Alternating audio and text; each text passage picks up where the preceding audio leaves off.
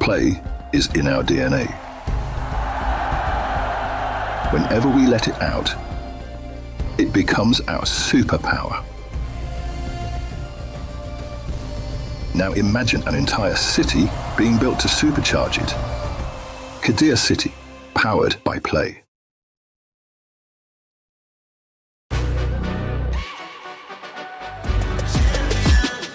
This ain't no regular thing. I came for the ring, you know what I mean. You see my name in the lights, better get right, I'm champion.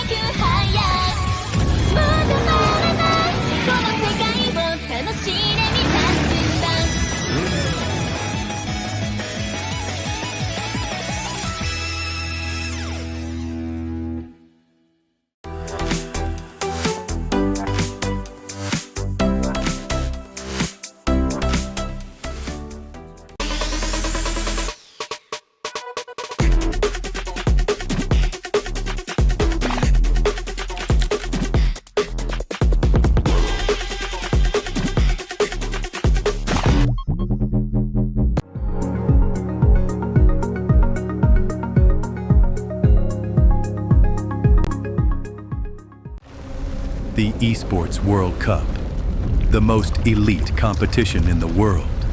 Its trophy system is built to match. The Club Championship Trophy, awarded to the one club that rose above the rest and reigned supreme across all EWC games. Every participant earns a key engraved with their name. That's their right to compete. Reigning champions hold a key unlike any other. The Game Trophy is the ultimate prize for every game's champion, incomplete until a champion's key is inserted. The champion's key frame is locked into the totem, a stone marker of legacy. etched with every EWC champion. The losing keys are crushed. The champion claims 3, a personal reminder of who they defeated. The rest are preserved beneath the totem in resin. Every fallen contender captured forever. Will you be remembered or forgotten beneath the totem? At EWC, nothing is granted. Everything is earned. Welcome, ladies and gentlemen, to today's Sports World Cup. Today is day 2 of the MWI. Day 2 is something else. Who'd have thunk that the ladies had it in them to bring out these kinds of moments? Genji versus Vitality. One moment stuck out. Ashley came in for a kick. It was almost perfect. And then she, weirdly enough, dashed a different direction when it was supposed to be a finish this way. Another moment, I think that's cool, is Galaxy Phoenix versus Falcons Vega Mena. It was an almost perfect Fanny entrance, but I think what made that extra cool was the counterplay, where Ling caught a mid-air Fanny with the shifting skies. It's perfect, right? Shifting skies, and then the Sora came in and served up so many kills to So we're finally up to day 3, 4 more slots in the knockout stage. I'm definitely excited for Navi versus Genji. This is a dream match. Also, I'm looking forward to Virtus Pro versus Seita, because Seita opened strong. So something tells me there's something more to this team. Day 3 is a must watch, because we're gonna be giving the final 4 slots in the knockout stage to those who earn it. Nothing is granted, everything is earned. The words that live and breathe within the souls of every competitor here at MWI at EWC 2026. Only a last few slots are available for teams to earn to make it to the knockouts, as there are already 4 waiting who have earned theirs with perfect records. Welcome to the final day on Stream B. My name is Renmar. I'm here with Leo, Naisu. We've had some long days. Long days. It's definitely going to be a long day, because we're also going to be making appearances in Stream A later. Wink, wink. We'll see you there. But it's been a great time, and we're going to be closing it out. You know what? I'm ready for it. I think Leo, he had the extra long day yesterday. We've gone through that already. We're ready for today. But the ladies, man, this is going to be a long day for them. I am sad to say that we are going to be saying goodbye to a few more world-class athletes, because again, 4 slots left. With there being 8 teams left waiting in the decider bracket, that's half of them saying goodbye. But you know what? It's not just about saying goodbye. It's also about leaving a mark. Yep. So here, regardless, whatever happens between Virtus Pro and Seita, same on Stream B, we're going to be watching Falcons Vega Mena versus Foot. I'm sure, whether win or lose, we will remember these names, these faces, these teams, and we might even tell some stories and set some narratives for next year's MWI. It's been a long road, and we've had 2 streams, we've had 2 groups. We're going into the knockouts. If you have any questions about how we got here and what we've done getting here, watch this. MLBB Women's International returns to the Esports World Cup 2026 for its historic 3rd edition. And for the first time ever, the grueling battle heads to Paris. As the one and only all-female championship at EWC 2026, 15 teams emerge through qualifiers spanning over 60 regions. Only one team bypasses the chaos, Team Vitality, returning as the title defender with a direct invitation. 16 elite teams will fight for a staggering $500,000 prize pool, one of the largest in women's esports history. MWI features 2 brutal stages, the group stage and the knockout stage. In the group stage, 2 groups of 8 are each locked in a double elimination showdown. To survive, teams must secure 2 series wins to claw their way into the knockout stage. One loss drops you straight into the lower bracket, where every match is crucial for survival. Lose again, and your tournament life is over. 8 teams will be eliminated. Only the top 4 from each group will advance to the knockout stage. In the knockout stage, the stakes escalate with every single step. Teams start in a best-of-3 quarterfinal before advancing to an unforgiving best-of-5 semifinal. Teams who fall short of the grand finals will be granted the opportunity for a podium finish in the 3rd-place match. Finally, the top 2 teams battling for the title in the best-of-7 grand finals. In this single elimination format, every match is do or die. On the world stage where dreams are shattered and history is made, a monumental $500,000 prize pool and crucial club championship points are on the line. But only one team will rise above. In the first of 2 MLBB championships at EWC, who will be crowned the queens of MLBB? 2 champions, 1 game. This is MWI at EWC 2026.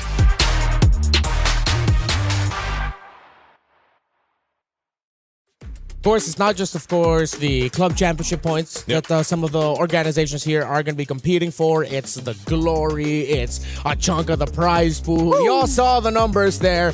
And we say this every year, but even more so, it holds even truer now because for the first time, we're based around Europe. We are in Paris. The ladies are competing here. A lot of the players that we have from Southeast Asia, from regions far off, having the opportunity to showcase, it means a lot. And you see it, even the elimination matches, even though some of those teams got swept, they brought out their best to, as you said, leave a mark. I mean, you fly out and travel up to 30 hours, thousands of miles away from home. There's no way you give your A game. You'd even give your S game if you could. And that's what we're asking for here. This is what we're looking to. Yeah, because like Renmar mentioned, I think they're fighting for a chunk of this big prize pool. One of the biggest, if not the biggest, currently here for MWI. 150,000 going to that first place, the championships. But yeah, the glory that comes with it. We already know a lot of the fans out there for MWI would say they'd put Team Vitality there, right, in the grand final. Who's going to be the one, though, to face off against them? And who knows? Maybe there's a surprise. Maybe there's an upset in the knockouts. As you just saw from our video, it can be brutal, you know, when you get to that point in the knockouts. Yeah, and it has been a brutal road for a good amount of the teams here. A lot of surprises, not just on Stream B, but of course the matches from Stream A. Let's look at Group A and the teams who have advanced to the playoffs through the upper bracket. Team Ray Young and Team Ray Young and Geltec Cyber Team, who we saw qualify here on Stream B. While we are going to be seeing decider matches for Group A, one of them here, upcoming, is Zeta Esports versus Virtus Pro, while Twisted Minds and Team Falcons ID, you got Stream A watching over that. So you asked the question, who will be joining possibly Team Vitality in the grand finals? A lot of people speculated that it would be a team out of Group B, given how this one was, as the kids say, stacked. Mm-hmm. But think about it. Vitality went through relatively undefeated. Are we going to say it's Galaxy Phoenix? Are we going to say it's possibly the MWI 2024 champions in Navi? They're still fighting for tournament life? Or could it be one of the dark horses out of Falcons Mena or Foot Esports will be in action here in Stream B later on? Yeah, there's going to be so many good matches here as we see the teams walk out here for this match. But even that one, man, I hope I get a chance to go ahead and see that. The Gen G matchup versus Navi, because I felt like Navi yesterday when we were casting their games, it seemed like something clicked game 2 and game 3 for them. They were struggling. I mean, think about it. They didn't have a win up until game 2 of yesterday. Up until Shira gave her supersonic treatment. Buff. Yeah. We've heard that back at home. That's true. Hey, for the people who screenshotted my face, I wasn't mad. I was just shocked, okay? I wasn't mad at Shira for the supersonic screech that she gave. That helped Navi get to where they are now. But we're watching highlights from Virtus Pro. We talked about Navi having something click with them. Something clicked in Virtus Pro. We weren't able to see a performance like these from these players last year. Of course, they were in different teams. They were somewhat spread out, but it's good to see after all the experience that they've had, they finally got to show off. Another team that got to show off yesterday, though, Geltec Cyber Team. Now that was a hell of a series. The Aulus? Like that was my response watching. I was like, wait. And not just, it's the Aulus with the Hanabi in the same draft. Yeah, there are a lot of people in the community who screenshotted that and literally had the caption of, "This composition won MWI." Yeah. POV, your last ranked game. Yep. I saw that online as well, and it was nice to get to interview Leo Bon there, their XP laner, and I asked why. Yeah, why the Aulus? Well, it's just a favorite of KOA. And now, of course, one of the highlights of this tournament, where you saw. Oh no, we didn't get to see it. But the other one. We'll call back to it later. Hopefully, we can. The full send Clint. This is it for the Filipino fans and maybe even Navi fans around the world. This was a tough one to watch as Falcon Daisy started it off with a pretty dominating start of the series, 1-0. Navi comes in with a reverse sweep as Ayanami continues the streak of playing unique EXP laners every single game. It's her, not Ayanami, is the main one who snapped. Yeah, she realized it. There was something that they had to do, but I think they came together as a team. They fixed the weak points that they had. For sure. She'll be in action today, Stream A. But Stream B, this is what we got. Yeah, Seta versus Team Falcons Mena and Foot Esports. Seta versus... I will admit, I was shocked that we are going to be getting this match. And I'm pretty sure the second one that we're going to be having later is shocking as well, as Team Falcons Mena. They were dropped down to this point by the team that's going to be starting off this day in Seta. Seta then would go on to get swept by Team Ray Young. So there's a chance we might see a little bit of a vindication later on, because they still might end up meeting in the knockouts. Yeah, that's going to be all up to the draw that we'll have later on as well, I believe, once we all move over to Stream A throughout the day. But yeah, I think we look at the team roster, we didn't get to see Seta at all play on Stream B the past couple days. So for those that have been tuning in here, you'll finally get to see them play out here. It's been great, though. I think when they started off strong on day one, even for us that were on broadcast and the noise that I heard online was, whoa. Wow, Seta comes out, it was a sweep, wasn't it, in their first matchup? Yep, I watched that 2-game series versus Falcons Vega ID, and something about Seta's debut was such an eye-opener. I called them a machine because they were so picture perfect in their mechanics, but something happened day 2. When they played again, they lost, they dropped to the lower bracket. Yeah. I want to see how they recover from that today. Yeah, I want to see if going up against Virtus Pro, they're going to ban out the Marcel from Minun, because that is a really great Marcel with Virtus Pro. I feel like if they end up giving Minun a hero that can constantly provide vision and just be, as I'd love to say in the Philippines, a mosquito to deal with. Yeah. Virtus Pro is going to be happy. But you called it a mosquito, and it had a longer... I call it the straw because I actually don't know what it's called. Because it was the Revitalize, right? Yeah, because it was a Revitalize. Also, in the interview with Livin, she did mention, what made them work yesterday was they slept better and they ate breakfast. So I hope here for this matchup, leading into it, they had their breakfast. I feel like that's a common theme for the previous MWI EWCs that we've done. How many teams in the past have said, not just in the women's scene, but also in the men's scene, just because we ate a better breakfast, we ended up winning. Weirdly enough, a prolific EWC champion, I think it was Innocent, who doesn't eat the day of a big match. He's on that intermittent fasting. No. And then, wait, is that when he said that the day that he decided to eat, they performed like monsters, or am I misremembering it? I just know that if it was up to him, he would keep it light. But that's him. That's him. The ladies, maybe a different story, and we proved that. Joseph fast yesterday. Yeah. I think either way, whatever they needed to do, now's the time to do it. Whether you have some special... Last chance. Yeah, last chance. Last chance. That's the last chance right now. Yeah. And I wish them bon chance. Forgive us if we're butchering the pronunciation in French. We are willing to learn. Send us voice messages. We don't mind. In French. Whoa, okay, here we are. In the draft. And All right. the match. And the match. Seta, Virtus Pro. I'm wondering if we're going to see some more unique picks in the roam for Seta. I appreciate any team who, after the changes in the meta, said, you know what works right now? Tigreal. And they won with it. They did. Okay, might have been an isolated incident. Yeah. But Tigreal is so good because teams who are incapable of popping that Purify pay the price.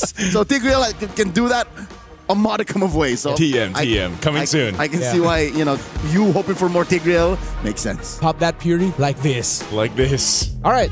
Okay, respect right away for 2 roamers that fit the bill of annoying to deal with for Minun. Say to take away the Atlas and the Marcel. You still have picks like Juicin up, Freya, but with the Phoveus up, there's a whole Freya Phoveus trade. And of course, the best EXP laner right now, can't go wrong with an Esmeralda first pick. It's crazy to think that we're back in this phase of Esmeralda, just dominating the XP lane. It was never a phase, Mom. It was a phase. It was a lifestyle. It was a All lifestyle. right. It was and it's just so good. It's been picked up so much. So but the response usually on that red side, flip side, you can get yourself the carry, but it's banned out in this case. So what do you go with? And there's only been one sure solution. Yeah. But it's like a 2-step kind of complex solution. And it was employed yesterday by Navi very efficiently here in Stream B. Yeah. The Balmond plus physical shred. Yeah. Oh, that was good. That was very good. Let's see if Virtus Pro has it in the back pocket. Yeah. I It's interesting that we actually didn't see even more Ballmans going around, because that was a name that shame. was getting float around by the discussions behind the scenes. It's a damn shame. It might happen more. You know, even when has to. Even when we get to the knockouts here, you might see the Ballman be the answer more. Make like Boyet. He scored a ticket to, come back to France. Exactly. All right. If Saito aren't careful, since they banned out the carry, there's an off chance that Virtus.pro might show up with an Alice later, because carry is one of those heroes that handles the shred really well. However, if Saito want to get funky with it, they can still show up with a Lunox maybe in the mid later on to deal with it, but Alice plus the glue looks really great for Virtus.pro. But of course, I think one of the best, definitely ST roamers right now, Beleric. Yeah. Because Seita's on blue, they end up with a jackpot first half. Yeah. Yeah, this is so good. Belric, like these are probably the top picks right now in these roles themselves. The Belric, we've talked about it so much. You can set things up with the Wrath of Dryad. You have your own kind of sustainability. Claude obviously is the go-to mid lane. They might, since the carry was banned out, you might have to choose. What do we end up putting over here for VP? Do you pick up the gold laner now? Oh, no, sorry, Moscomp is already there. Yeah. So we're looking at maybe mid or jungle? Maybe jungle now, because they banned out Baksha. Yeah, the tough thing is here, as good as assassins are, there's a chance you might just get constantly invaded. Okay, they go for the Valir. They want to play it slow. It's the annoying high crowd control pokes of a Glue and Valir together that could give difficulty for a Beleric, but I think it'll be warranted for Virtus.pro to take out something like either the Farsa or, more importantly, the Lilia. Or the Eve. Or the Eve also. Wow, Eve is still open. Yeah. Eve's been left open a lot of the times through the draft, man. Like, it's been kind of waited on. Except for game 2 or 3 if you get there. Because they learn, we need this. Eve is very good. Yeah. Hey, Carmilla Jungle. We saw Carmilla Jungle on this stream. I just don't remember which one. Falcons Vega main. Yeah, Falcons Vega. Falcons Vega main. Thank you. That's yes, right. yes. So they'll be in action later. And I think Virtus.pro would rather just be safe than sorry. Yeah. Because with a high invade style of what the Beleric and Esmeralda could potentially bring, Carmilla in the jungle going up against that means you're definitely going to get invaded. Yeah. So Virtus.pro really look like they just want to keep their jungle safe. Yeah, what can... I mean, Miss Meow already showed the Ling, right? Yeah. It struggled a bit in being able to get... But so far, Ling in general has really... It's been a hit or miss, and I think it's been missing more than hitting so far. But she could still pick an assassin for this, but that's why they are going to hone in on some of the picks. Lancelot probably would have been one of the better picks for Miss Meow. But unless she still decides to go utility, and I think that's why also it depends on... they might hold on to the jungle pick towards the end, that last pick on red side. Yeah, I wouldn't mind that too. I was thinking, just really trying to think of the possibilities. It would be best if it goes in that slot. Yep. Because you really want to see if Seta want to pull off of a surprise. If Seta go for a off-kilter pick and then they pick up something like an X-Borg in the jungle, Virtus.pro, they'd be happy that they didn't pick up something like a Fredrin much earlier on. Because with Lancelot and Lingon, you are close to out of top assassins. You still have the Harley and Suyo, but do you really want to pick those up knowing that Seta have picks that love to invade? Oof. The choices narrowed down. I like how they banned out the Sicilian and the Carmilla. Yeah, the couple. The couple's gone. But that was showed here yesterday too. The Sicilian was picked up. Definitely a late game impact. MIBR loss. MIBR loss. Yeah. That's one of the picks that personally I believed would be picked up more. You can't afford to get greedier with your mid laner because junglers farm so much faster. Okay, Nolan. I feel like they should have showed this later. Yeah, I was expecting him to do that too. Yeah, unless they were worried that Seta would take it away from them. But I feel like this is like a trap by Seta, knowing that Nolan is one of the last best assassins you could go for. You don't want to go back instantly to the Suyo Harley. Now Seta can quickly try to answer this. That's blue power again. You think you're in control with red 5, but you make a slip up like this and expose your jungle so quickly. Seta should be ripe for the checkmate. I don't know, too. Wanting to hold on to your XP lane for a last option for there VP it is a little risky. Yeah, the Eve gets picked up. Cosmic Mommy.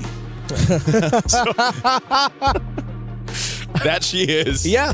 With the YSS. Yeah. I'm pretty sure she's some matriarch of some galactic Yeah, she is a mom. stellar formation. Yeah. Somewhere in the universe. I wish I was in that universe.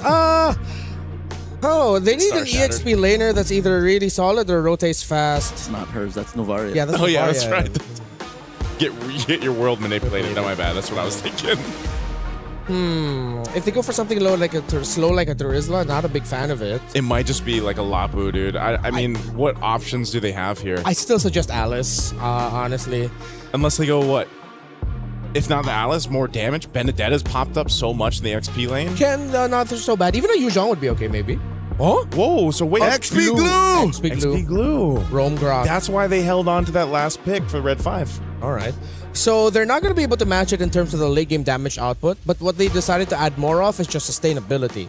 Thing is, Grok has shields. You get the setup, but you don't really have a combo unless it's the Nolan. Virtus Pro, they have a lot of crowd control, Yeah. but I feel like their payoff isn't instant.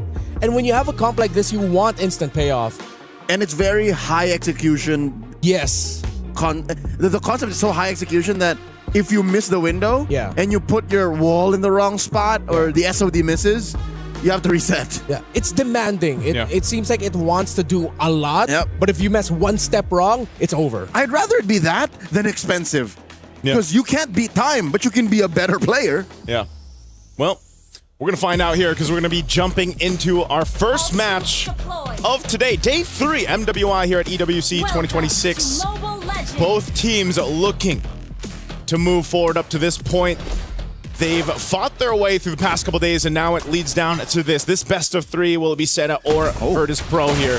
Let's take a look at this in the Land of Dawn. Interesting rotation for Miss Meow. This is a very Q2 rotation. She starts full on purple. She doesn't go the whole green way long around. Is she planning to invade down here? Well, she can't afford to do it because of how fast Nolan can clear. Yeah, that's the only reason why. But Yeah. look, Jessica intercepts. Way too close for comfort. Almost missed out on getting that lizard. Well, luckily Nolan does farm pretty quickly. She's going to make her way to the orange buff. She'll take that. There's still a whole lot of, this way to go ahead and do that. And in the jungle is you rotate well. You get that double buff on the Nolan. You know your damage output early on is it can convert an early first blood. The YSS on the other hand for Zhao, she can do the same thing. Ooh, I like the rotation here by Virtus Pro. A little adjustment, but they were still able to secure all of their green camps. But of course, Seta has a little bit more control on the river as well with a cha-cha between the Grok and the Belleric seeing each other. I don't think we're going to see anything up until the turtle spawns, but Seta is trying to make an attempt for the glue at the bottom lane, but Rafa plays it safe and hugs the tower. Okay, this looks like it's going to be one of those things in the early game where you're just fighting for that first turtle. Yeah. There wasn't that same pressure that we see in the mid lane break out into either battle spells being burnt or a potential first blood. So in that case, it's just, let's set up for this turtle. It's spawning now. They've got some level 4s, but not exactly. Oh my lord, Jessica! Little lucky to survive, Miss Meow! Hiding beneath it, but Zhou finds her. First blood for Seta. Rafa flickers back, RWM stops her. Name swipes away. VP are a woman down. This is not looking good for their turtle take chances. Yeah, I felt like it was going to happen because Rafa was frozen out of the minion wave, Seta was controlling it, but because Virtus Pro needed to clear the mid, it was Miss Meow's job to go down to the bottom and they mistimed it. Zhou secures purple here in jeopardy. The mount and the pull on Fanhua. She should be fine. Yeah, she's tanky enough, but those... Oh, no. Ultimate pop by Livin. I think she really wanted to get that stun off. The slow ticking on Fanwa. She's going to be fine, though. Hey, man, the tree doesn't like the fire. Yeah. Oh, that's why you drafted that way. Maybe they expected the tree to come out. That's why they picked up a Valir. Clear. That Sounds logical. That's Yeah. preemptive. That's a stretch. Hey, just wait till she has the Ice Queen wand. You know, this is what we saw with the Valir, though. The pick where it's just, you're like perma slowed, and you're being stunned. And you're burning. You're burning. That's why theoretically it's just good to pack it up against a Belleric. A Belleric. You're right, I guess. I'm pretty sure Nice you said it like that one time. I probably did at some point. Look at this potential play up top. Guys, she's going to be fine. Again, this Claude, pretty self-sufficient. I think Lunar is going to have to rely on what we've seen Moscovs do so far constantly throughout this MWI is just play the long lane, push it out. But some of the SODs, man, I think like you guys mentioned earlier on, the Spirit of Destruction, a lot of the times, at least in MWI, hasn't really been finding the best marks or the best moments to follow through on. So she's just going to be pushed off the lane. That's some extra gold going over here to Guy. Yeah, the row mid of Zeta are out-rotating the row mid of VP. Lunar just forced to use the SOD there to get a little bit of a better position in the trade. But right now, they are falling behind. They're not reading the map as well as Zeta. Zeta decided to go up top, giving problems for the Moscow, while VP were just hovering around the lower portion of the map, not actually getting anything. So Zeta looks like they have this in the bag. RWM, pulled out by Name. Fanwa trying to close the exit. Couple of big ticket ults already spent before the turtle. Yeah, good usage by Lunar to just burn the flicker, you know? Better no flicker than dying, right? That's At this true. point. Better flickerless than dead. Better flickerless than dead. I think they're just gonna have to give it this turtle. They're not gonna get there in time. That is a quick take on the second turtle, the hands of Zeta. Yeah, it just adds more to the idea that Zeta's row mid trio are rotating much more efficiently. It's not just about the speed, it's what they're getting with the rotations. It's little advantages slowly building up. Virtus Pro aren't managing the middle minion wave as well as they should be. This is the Zeta that we were introduced to on day one. Clinical efficiency, just scalpel precision. And this is what surprised me. It's rare to see a team from, a developing region do this. Yeah. They, from what I've heard, the long-time mobile players are the members of Zeta. Oh, Lunar looking to get one over on the Joe. Joe holding through. Joe's alive, and in comes Jessica. Lunar falls. Rafa finds her. All right, bit of a trade there on that one. Good trade in the bot lane. Yeah, I take it. Blazing the wet answer by an RWM. Miss Meow gets on out of there. And Minun holding through. I like what Fanwa did. That's what I would do as a Belleric. Take all the tower hits, drop the Wrath of Dryad. Well, if I did it, I would have gone down because I was too slow to flicker out. But Fanwa was fast enough to flicker out. Yeah, that's kind of what you have to do, in this case, because what we're seeing is VP's not really wanting to fight. If you look at all the interactions so far, past few minutes, it's just been Zeta saying, hey, we'll fight you if we need to. We'll at least burn some of the battle spells out too. And the ults. And so far, it's just been Virtus Pro kind of responding to that. So far, in these matches we've seen in MWI, it's been that kind of back and forth between the teams where it's just that one team being the aggressor, and right now it's Zeta. Show guilty of Grand Theft Orange. The mount by Rafa has to get on out of there. She went a little too deep. Put a little bit of damage on Joe. That's one weakness that a Yushin has. Admittedly, even if you have quite the kit, you're very vulnerable to burst. They were able to burn out the flicker of Name. Virtus Pro will be able to get their grab in time, get that mount. And I think it would be, it's going to be better for them if they just give this up and get some semblance of map control by taking the tower up top, get a little bit more farm. You can see how devastating it was for the overall rotation of Virtus Pro when Miss Meow went down early. Again, because VP's row mid had to go back to the mid lane while Rafa was frozen out in the EXP. Oh no, Miss Meow Guy with a blazing duet. Jessica 66 on her tail. There's no way Miss Meow survives this. Yeah, no way to escape that. A play made up top. Let's see if VP. Point blank, SOD and tech charge. A mirror rotation. Joe falls down bot. How was there no read up top first? Gotta give it to VP. At least they were able to trade it out and they got that in the bottom lane. But the death on Miss Meow shouldn't have happened in the first place. Jessica jumping on two. Buying time for the push in mid. RWM coming out. Mino at half health. Fanwa punching her. Guy looking to finish the job. But Mino lives. She lives, just barely getting away. But now the fight for the purple. They don't want to overstay this. Miss Meow is back. They should just get out of there. Let her get her buff. Zeta has held on to a lot of the objectives so far. They've got 3 turrets in their name as well. VP has to start opening up the map a bit here. Hopefully we can get a quick item check on where Lunar is at, just so that we can see if VP has a chance to turn it around during this Lord 1 fight. A 3,000 gold lead as long as Lunar has 2 items. Oh, okay. Yeah, they should be able to turn it around in this next Lord fight. Granted, they don't have a massive loss leading into it. All right, Golden Staff picked up. Working on that tier 2. We haven't seen them contest any objectives yet. Here's the item check. Yep. 2 items. That's pretty much a really good start already. You have the burst in the Nolan, you have the constant damage coming out from the cursed helmet of the glue, and of course the pokes from the Valier.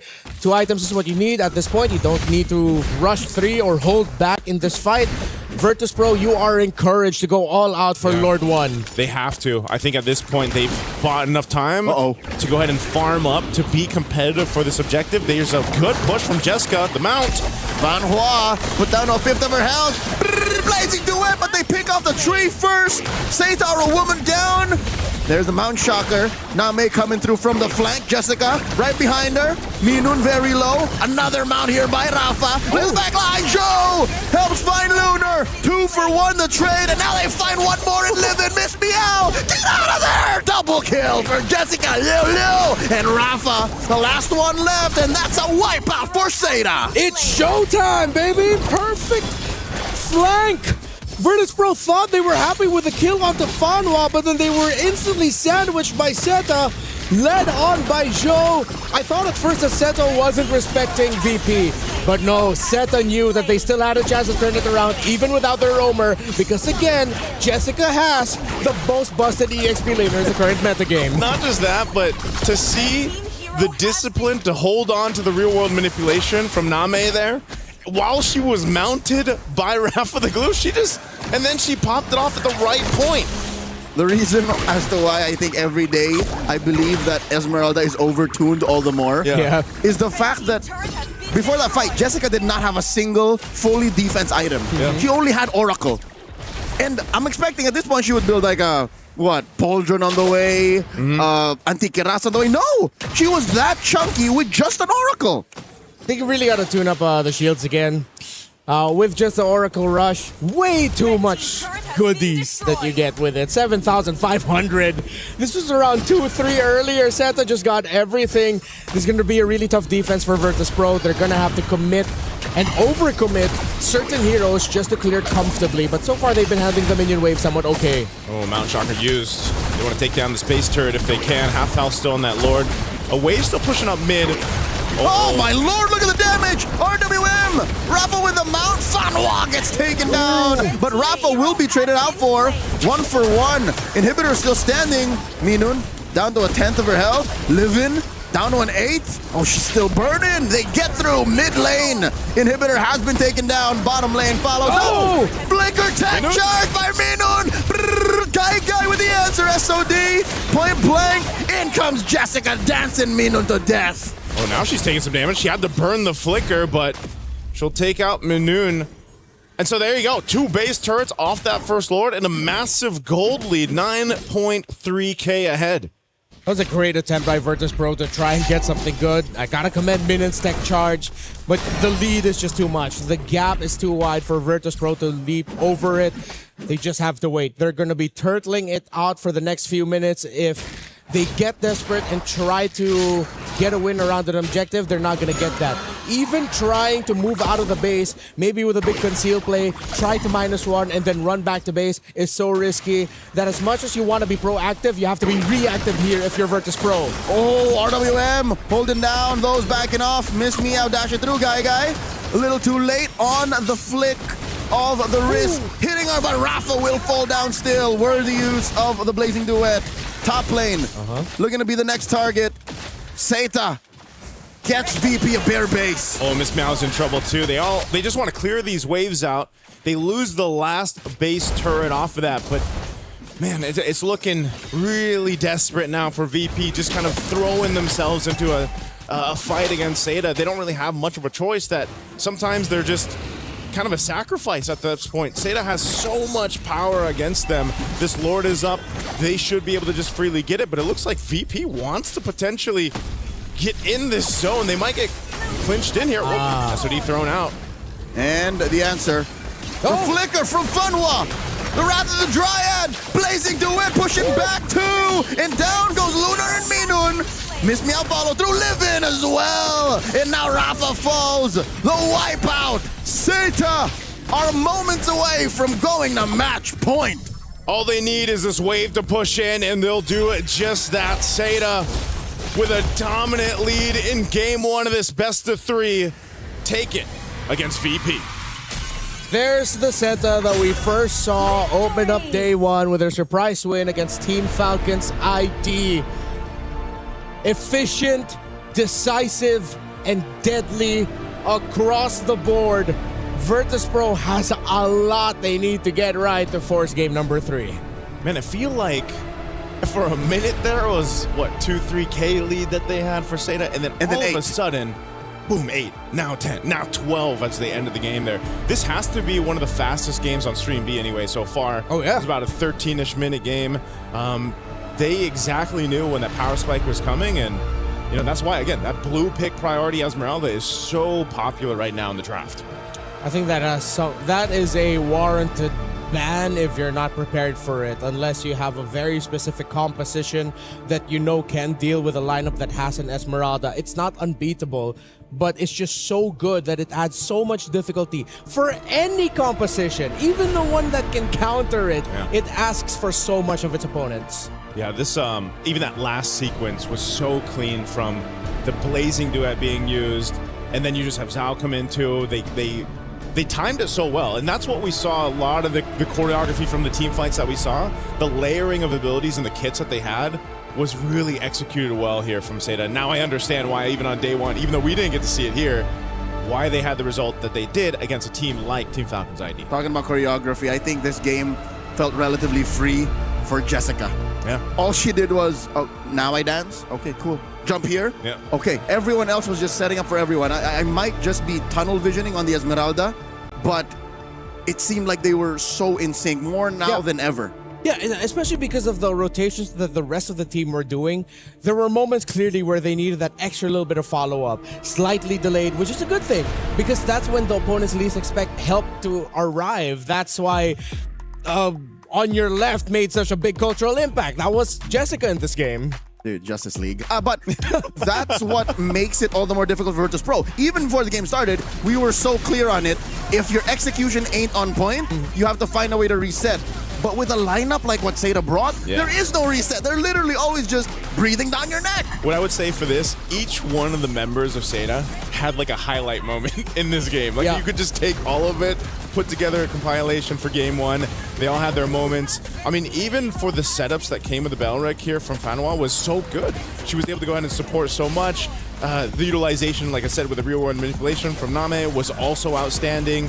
And so there's just so many things to dissect if you're VP, potentially going into this point where of game 2 draft, you're like, where do we focus on? What do we hone in on to get us to that game 3 that we need? A lot of questions. I think you really have to start it with how Miss Meow, Livin, and Minin are communicating their rotational priorities. The early death onto Miss Meow, I will keep drilling on that. That was such an off-timed rotation. I know the Roman mid needed to handle the mid lane. I know that Rafa needed to get the minions so that she could hit level 4 because Jessica was already level 4 at that time and she got frozen out. But sending down your jungler like that without any info in that side of the river was too dangerous. Which I think is more an effect than a cause. The real problem is, I think Virtus.pro got a little too crafty and got cheeky and said, let's do a different rotation. I think we can greed out. Yeah. Purple straight, small camp, and then cross over to steal the small crab. Yeah. And then we go from there, which was obviously not the right thing to do against a team who is on point 100% of the time. Is that the nature of just because of having the Nolan, or was it just something that they wanted to go ahead and try something different too? As a jungler, I reckon it's because it was a Nolan and said, I'm bursty enough to get away with this. They didn't. Yeah, and a small decision just changed or led to a very big consequence for Virtus.pro. A consequence of our actions that we experience as MLBB players is Rhino Day. Well, it isn't really a consequence, it's just the season reset. That's what we call it. There are new interactive effects for Rhino Day now available. Ta-da! It's that, I love that Lilia one, by the way. Hey. Where is it? Right here? The Lilia one, I like that Lilia one. Kind of looks like Naisu. If you are a Rhino for more than a week, that's on you. I get it. That's a throwback to season 8. Yeah. Yep. It's okay. It's all right. Hey, happy Rhino Day. In the land of Dawn. In the land of Dawn. All right.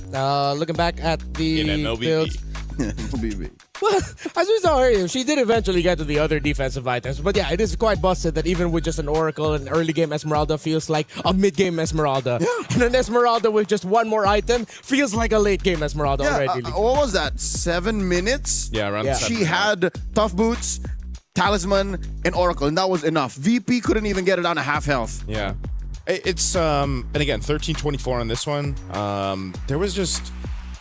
I guess the timing that we saw from Seda was the most impressive because again, if you go back the past couple days, guys, on Stream B, the games that we've seen, they've been very chaotic. You know, I would say this is one of the cleaner executions from a team as a whole that we have gotten to see here, and it was just great to see. Now for VP, it's not great to feel that because now you have to match that. Not to point any fingers and, you know, put anyone on blast, but even the former champion, now VP, didn't play this clean. Yeah. This site, I think, is the possibly cleanest so far team on Stream B so far. Even cleaner, you would say. Okay, I would have to argue a little bit. You know what? We're going to argue about it behind the scenes. I think it's Galaxy Phoenix, but hey, it's Seta's time to shine right now. Coming up next, maybe let's play a little game with Team Ray Young's Chi Boy. I think they quizzed her about some Paris facts.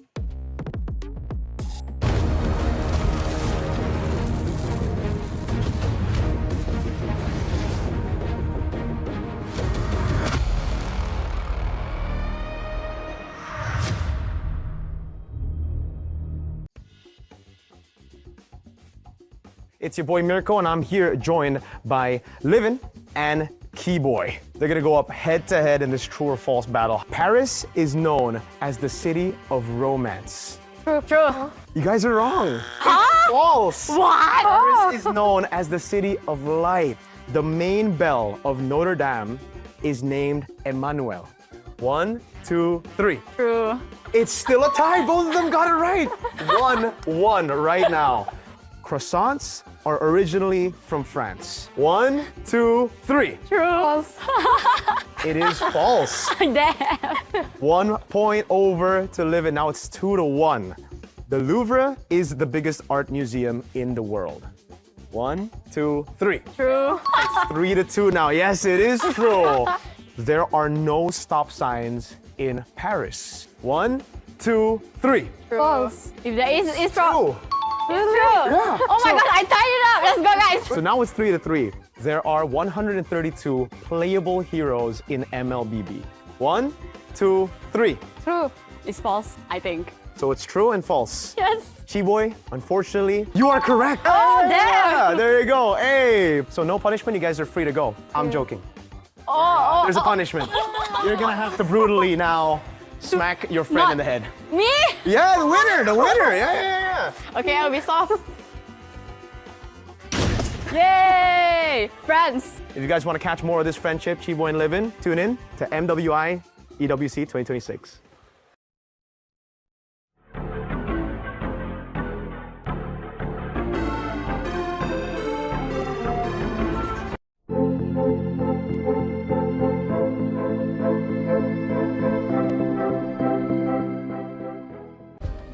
Play is in our DNA. Whenever we let it out, it becomes our superpower. Now imagine an entire city being built to supercharge it. Kadir City, powered by Play. We were there. For every click, every clutch, every respawn. We were there for the years of grind, and we're here. Now, the proud founding partner of EWC, powering the biggest event in gaming, shoulder to shoulder with the world's best, making history. Greatness deserves a stage. Lenovo Legion, reach your impossible.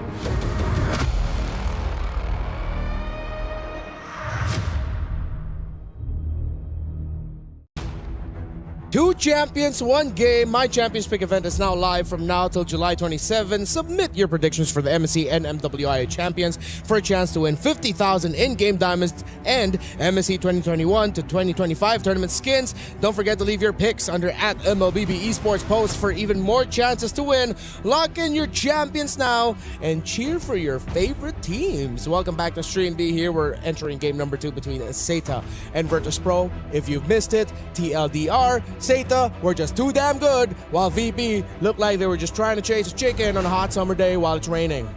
In Paris. In Paris. But it's not raining. But it's not raining. Oh. Yes. I don't know if that analogy hit anyone. Is that an American thing? No? There's got to be at least like 2 people who got it. It's definitely an American thing. One of them is here. All right. You've chased a chicken in the summer while it was raining? Yep. I've done that before. Oh. Oh, wow. Yep. What else have you done? Catch cold. You don't need to answer that right now. Okay. Hirara, and respect. Wait. Why? Wait. You don't want the Esmeralda for yourself, Virtus.pro? That's perplexing to me. They have a different plan. Maybe it's a first pick Beleric for them. Okay. I wouldn't mind that. Wasn't it Rafa that had that amazing base defense with the Esmeralda? Yeah. In yesterday's game? She was the one dancing like crazy yesterday. I'm so surprised with that ban. They could be leaning more towards, so if it's not the Beleric, their major trade pieces will be things like Beleric, Paquito, Freya. Like maybe that's where their priorities are maybe at. the Freya. I don't know if first pick Freya is worth it anymore, though. Anymore, yeah. It popped up a lot in the previous days, no? But always as like an additional. Yeah. It's always a +1, but never the one. Even the Eve. Again, a lot of this is more, at this point, respect, but also we'll know off that first pick, blue side, what VP wants to do with the draft here. Seta's last ban. I'm surprised to how much Jushin slips through now, through the drafts and bans. I think the reduction in her range really just made hurt her somewhat awkward, especially with all of the gap closing heroes that you have available. Not just as assassins, but pretty much in every role there's a huge gap closer available. All right, what is this VP? What are you thinking here? Coach Bulat, is it the Beleric? It's Matilda. Oh, we could potentially see the Matilda Barretts. Are they taking a page out of the lineup that kind of dropped them from, the upper brackets? I wouldn't be mad about that. It was gotta be Barat's 2-3 then. Yeah. It was Twisted Minds that started it off. Yeah, started it off against them. Yeah. Rotational speed. I would not mind if Seta decides to pick up something like a Cho or a Hilda later on. They play it safe and they pick up the Claude with the Carrygon, while of course Seta pick up the Baksha. Still, you can definitely Barrett here considering there's no carry to worry about. Or if you're not gonna Barrett, it's just any tank jungler is gonna be great. I think it's still gotta be someone that's relatively immobile. Yeah. Because you want to make the most out of the Matilda. Yeah. I mean, the other options we discussed that could be paired with a Matilda Roam are things like throwing back to a Lucas Matilda together is terrifying to deal with. That hasn't popped up yet, right? The Lucas. Not once. Yeah, even Matilda, not Atlas, Alpha. Yeah. That's one of the options. But it is the Barretts. Oh, they are. It's and they gotta got the be. Paquito. They are learning. They've picked up a page from the Book of Twisted Minds. I like this better though too because so far when we've seen VP struggle, it's been on delaying Miss Meow's ability to scale up to hit that timer. Something like this alleviates that pressure, right? Yeah, You've got the Barretts. Doesn't have to be her. Yeah, you've got Matilda. Now, part of this though is the weight on the Paquito, right? For Rafa.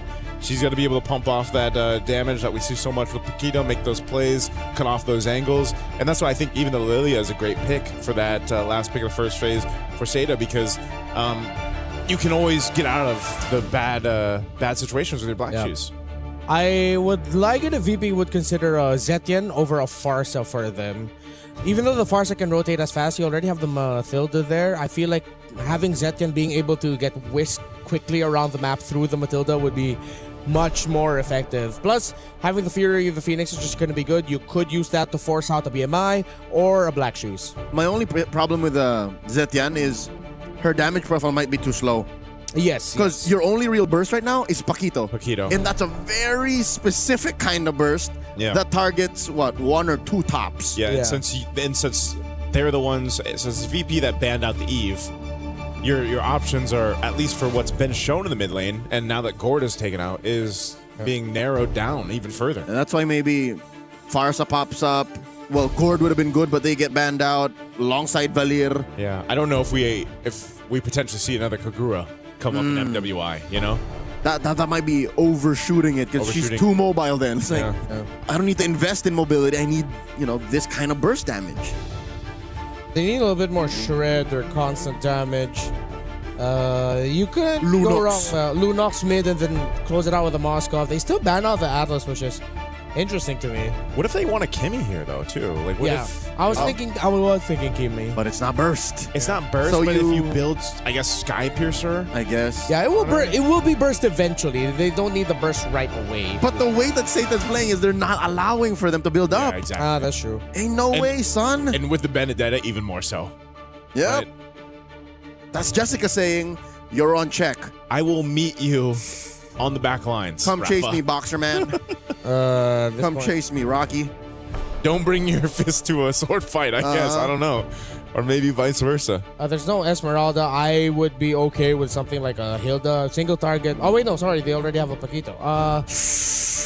Yeah, they need that mid, and then they need the Bingo Valen. Yeah, I'm okay with might just be a Moskov, yeah. Probably the safest. If they think they can be front heavy, they can go Clint. Oh, Bruno, okay. No. Get that little dash. Bruno. There's the burst. And They still go for the juice and for the control. So I'm still very worried. I'm yeah.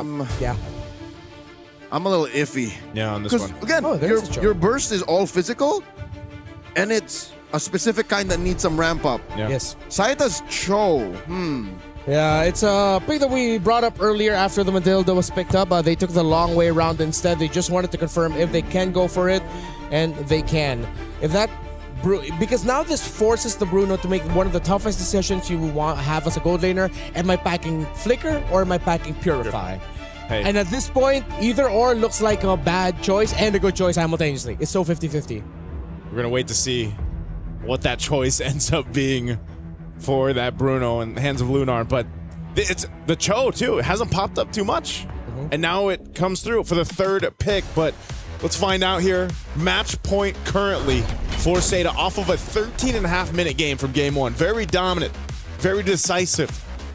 Jumping into game two, can we see a recuperation from VP as a team? Because they're going to need it as we get ready to jump on in here just in a second. We'll find out what it is a Purify. It's 3 Oh Purifies. my lord. You know what they got to do?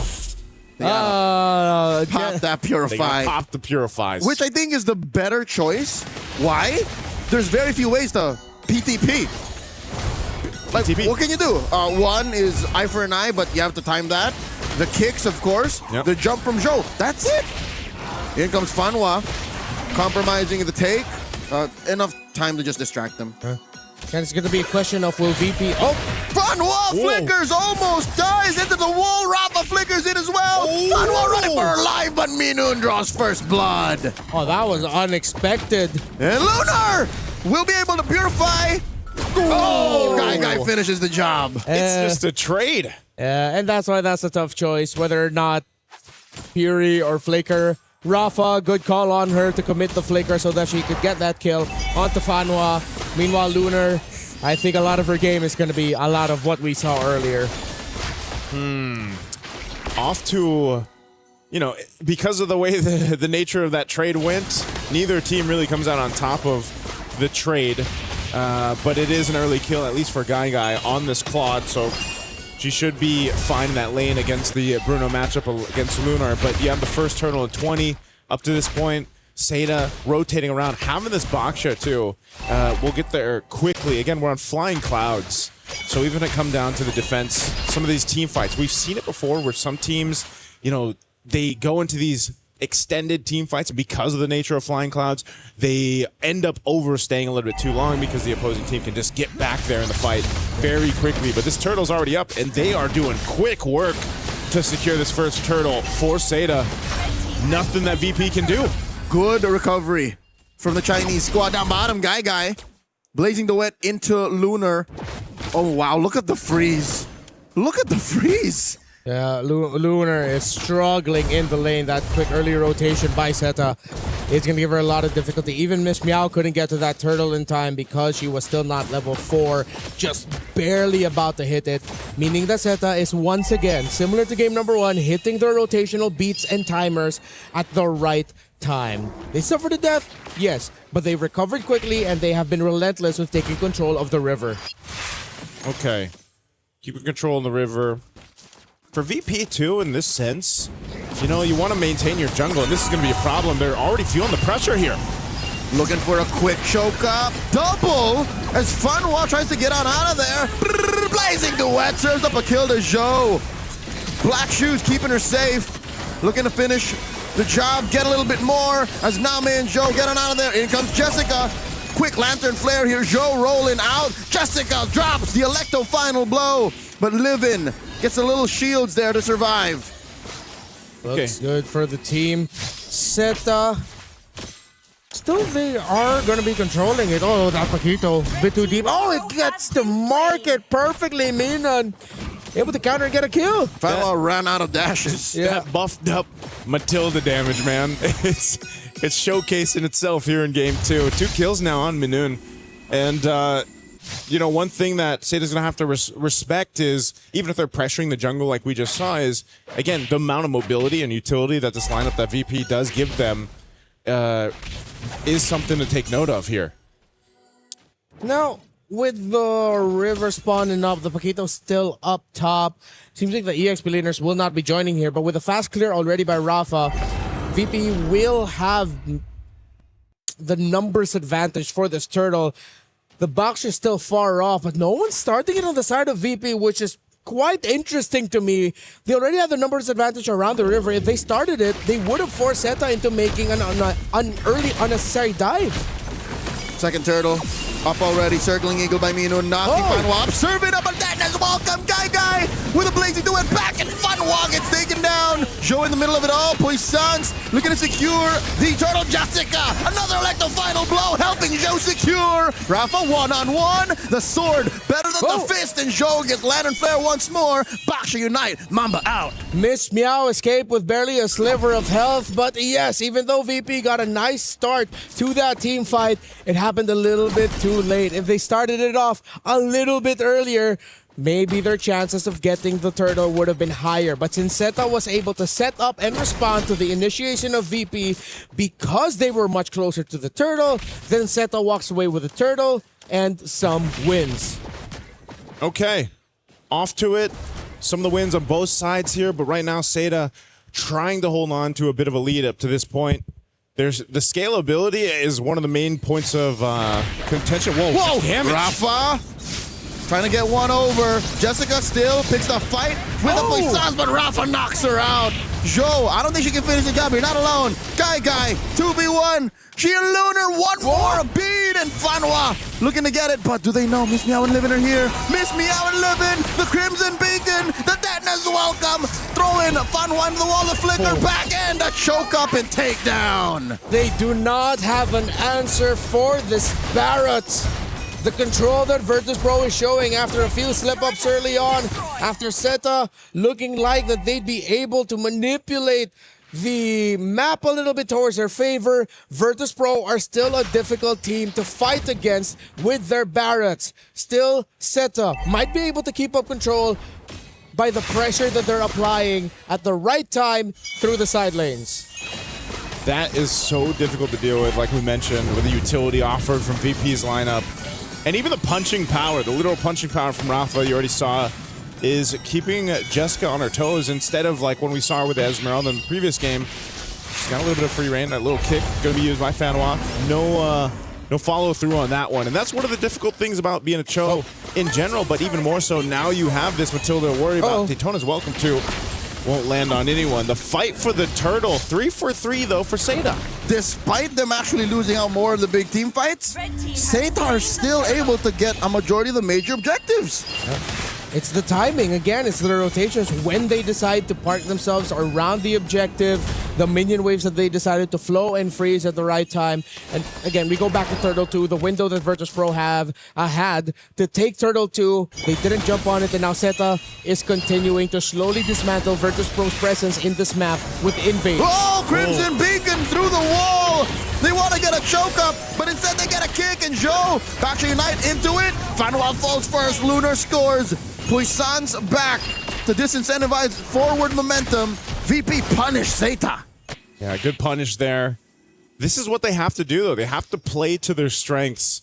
VP definitely feeling it better here in game 2 because of this composition. This is why it's worked so well for other teams that have drafted it. Now, this also just allows you to have that space for Lunar. Lunar on the Bruno, and which is, mind you, one of her better heroes that she's been known for, too, is going to be a big threat through the course of this game. Now that we're approaching that mid to late. Oh, Fanwa again trying to get the kick. That's a conceal alongside Joe. They answer with a circling eagle, knocking up Fanwa. Miss Meow misses.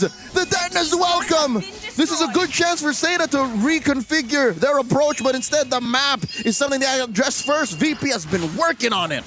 Yeah, at least we get to see VP balance things out in terms of the map control. They're being aggressive in terms of trying to get the fights in their favor, but they're still not forgetting about their map.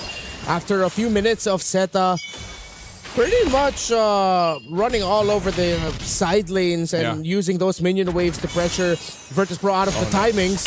How is Jessica alone here, able to eye for an eye and back out? She didn't get the Daytona's welcome again, but Jessica is going to be hard to catch on a Benedetta. She gets away. This is something that they'll have to keep track of as the game goes through. You know, you don't want to let Jessica to just push the off lane, the long lane, knock down some of these turrets like she's doing right now. Fanwa saying ni hao, kicking up Rafa, but there's not enough of a response. It's just Guy there to back off, and Rafa knocks Fanwa out once more. Dennis welcome finally coming through, throwing Joe into the wall, and Lunar finds Name. Can Guy help support? She doesn't have a blazing duet ready yet. AOT stacks her down. VP looking to get the Lord. The inevitable reality of the composition of Virtus.pro.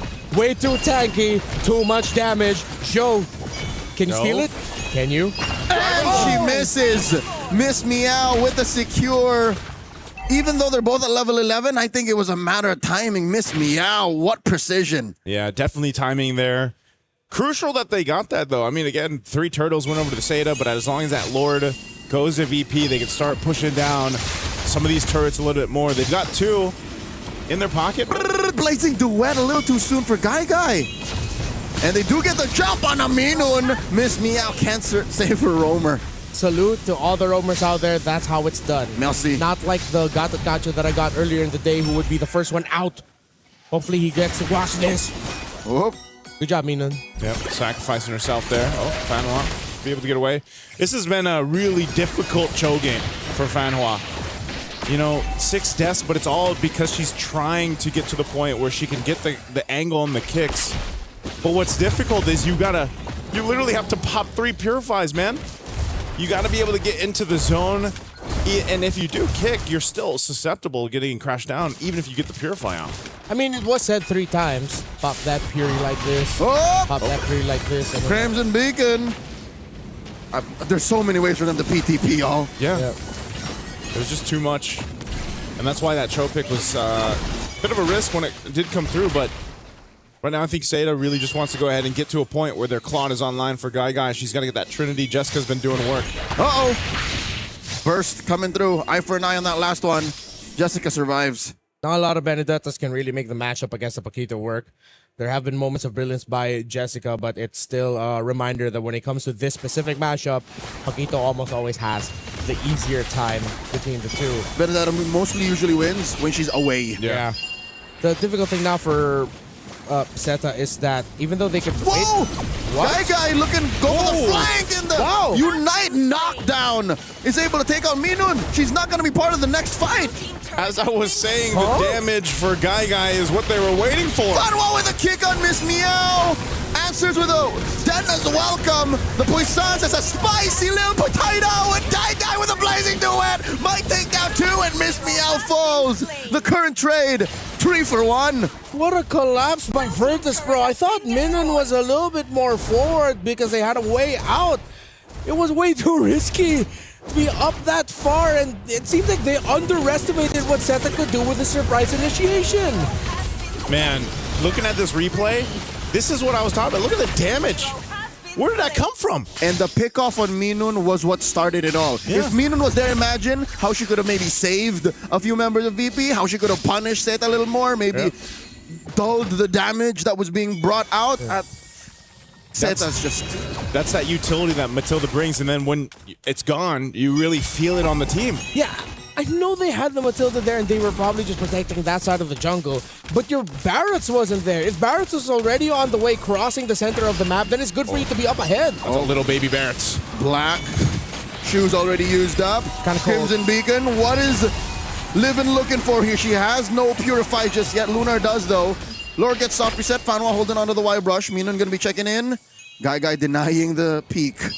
Yeah, that's not going to happen. Lord reset. Jessica's going to go back up top, push that long lane to try to get someone's attention for this. They can just go ahead and post up right now. Seda has really found their footing in this game.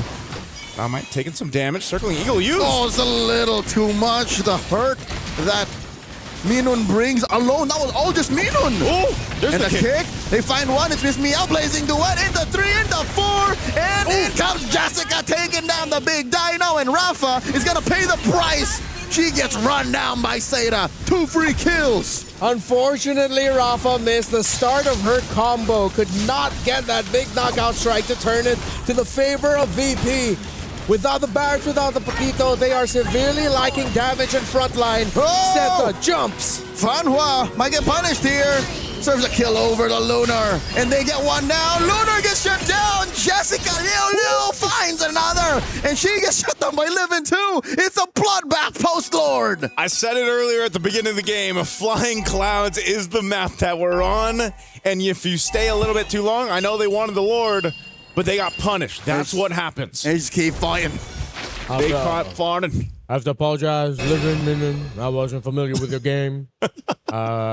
I wasn't familiar with the game. That was a good call. Yeah. Very good call to go for that. They at least got some trades out that equalizes, stabilizes the map, and this push by Seta just a little bit, but it gives them enough breathing room to make it a little bit more comfortable for themselves. And Minun circling Eagle to exit through the other side. Seta finds one kick, forcing that Purify off of Livin with a Crimson Beacon too. Miss Meow down to a third of her health. Zhou still holding strong with that Poissons. Rafa able to back on through. Zhou gets knocked up, not enough turret hits. Guy, I don't think he can do that.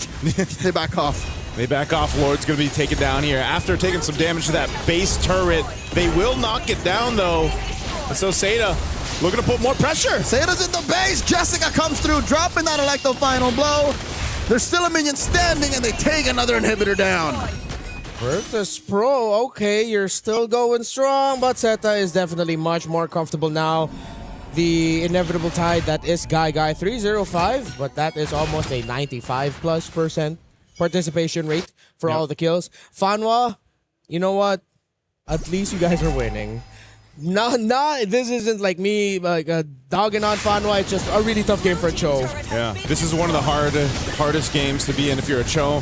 3 Purifies and just a bunch of mobility. Hey! Oh, Fanwa heard that, and she took it personally, forcing back a majority of VP. Miss Meow! A lot of damage coming through, and the Blazing Duet finishes it. Guy. And they find Guy. The Purify is perfect, but a Rogue Bull finds her all the way in the back. They're on the base. But I think VP can still take care of the minions. Fanwa falls. The inhibitor is still standing. Seta turn tail. Ooh, that's what happens when that football travels with you, even in the BMI. That was a heat-seeking football. Unfortunately for Guy, when she pressed that BMI, the animation was already locked in, and that will chase you till the ends of the earth. Go!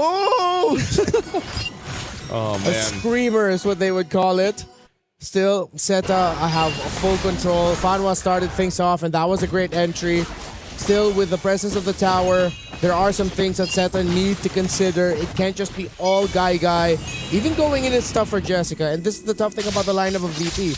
It's not just Fanwa who struggled with 9 deaths. Yeah. Look at how the attempts by Jessica to try and enter make a big impact. She goes in, she's instantly out. She can't bring out a nice little sword intent or enhanced basic attack with it. Even Name, it's difficult for her, especially when Guy decides to go that deep with the tower still up. A thing that I would have changed here, I wish Seta just decided to focus in the tower a little bit more. Yeah, that was a big attempt because they thought they had the win. Oh, and here's another one for the Lord. Massive exchange here, forcing that black shoes already. Luna's in Luna is trouble. cut out by Jessica, and that's a big trade for Name. But Miss Meow falls too. Jessica's bloodthirsty. Guy falls. That's a marksman out for Seita, but they do trade out for Rafa. Popping her brutality. No way she survives against 3. Ooh. And it's a 2 for 3. Bloody before the Lord. Minon and Livin left to defend. I'm not liking their odds. These two do not have the kit to clear waves. Yeah, I was going to say they should just make a way to the Lord there. They spent a little bit too much time running it down mid, and they just got the call. Go for the Lord. This can be delayed out, though, and I think Minoon wants to do that because, again, Flying Clouds can bring the team back here, but there's just not much. Rush it. To slow this down here. Minon trying with her wisps. Goes for a circling eagle. Might hit it with a shooting star, but Zhao still secures. Had that retribution of cooldown. Lord number 2 for Seita. Great attempt by Minon, mainly because she didn't go down. If she was taken down in that attempt to steal that Lord away, then that would have been a terrible call, but she lived, and now they have a full 5-man for the defense. We've seen Seita, when it goes into the all-in dives, how difficult it is for them. It's like they need to really be on point with their execution during team fights. Yeah. There is, if I would give it a number, I'd give it maybe like around a 25% chance that VP could wipe out or at least take out 4 members of Seita in this attempt to end it, and then they're going to get a lot of map control afterwards. Still, the odds favor Seita to end it now. Yeah, they definitely can off this Lord.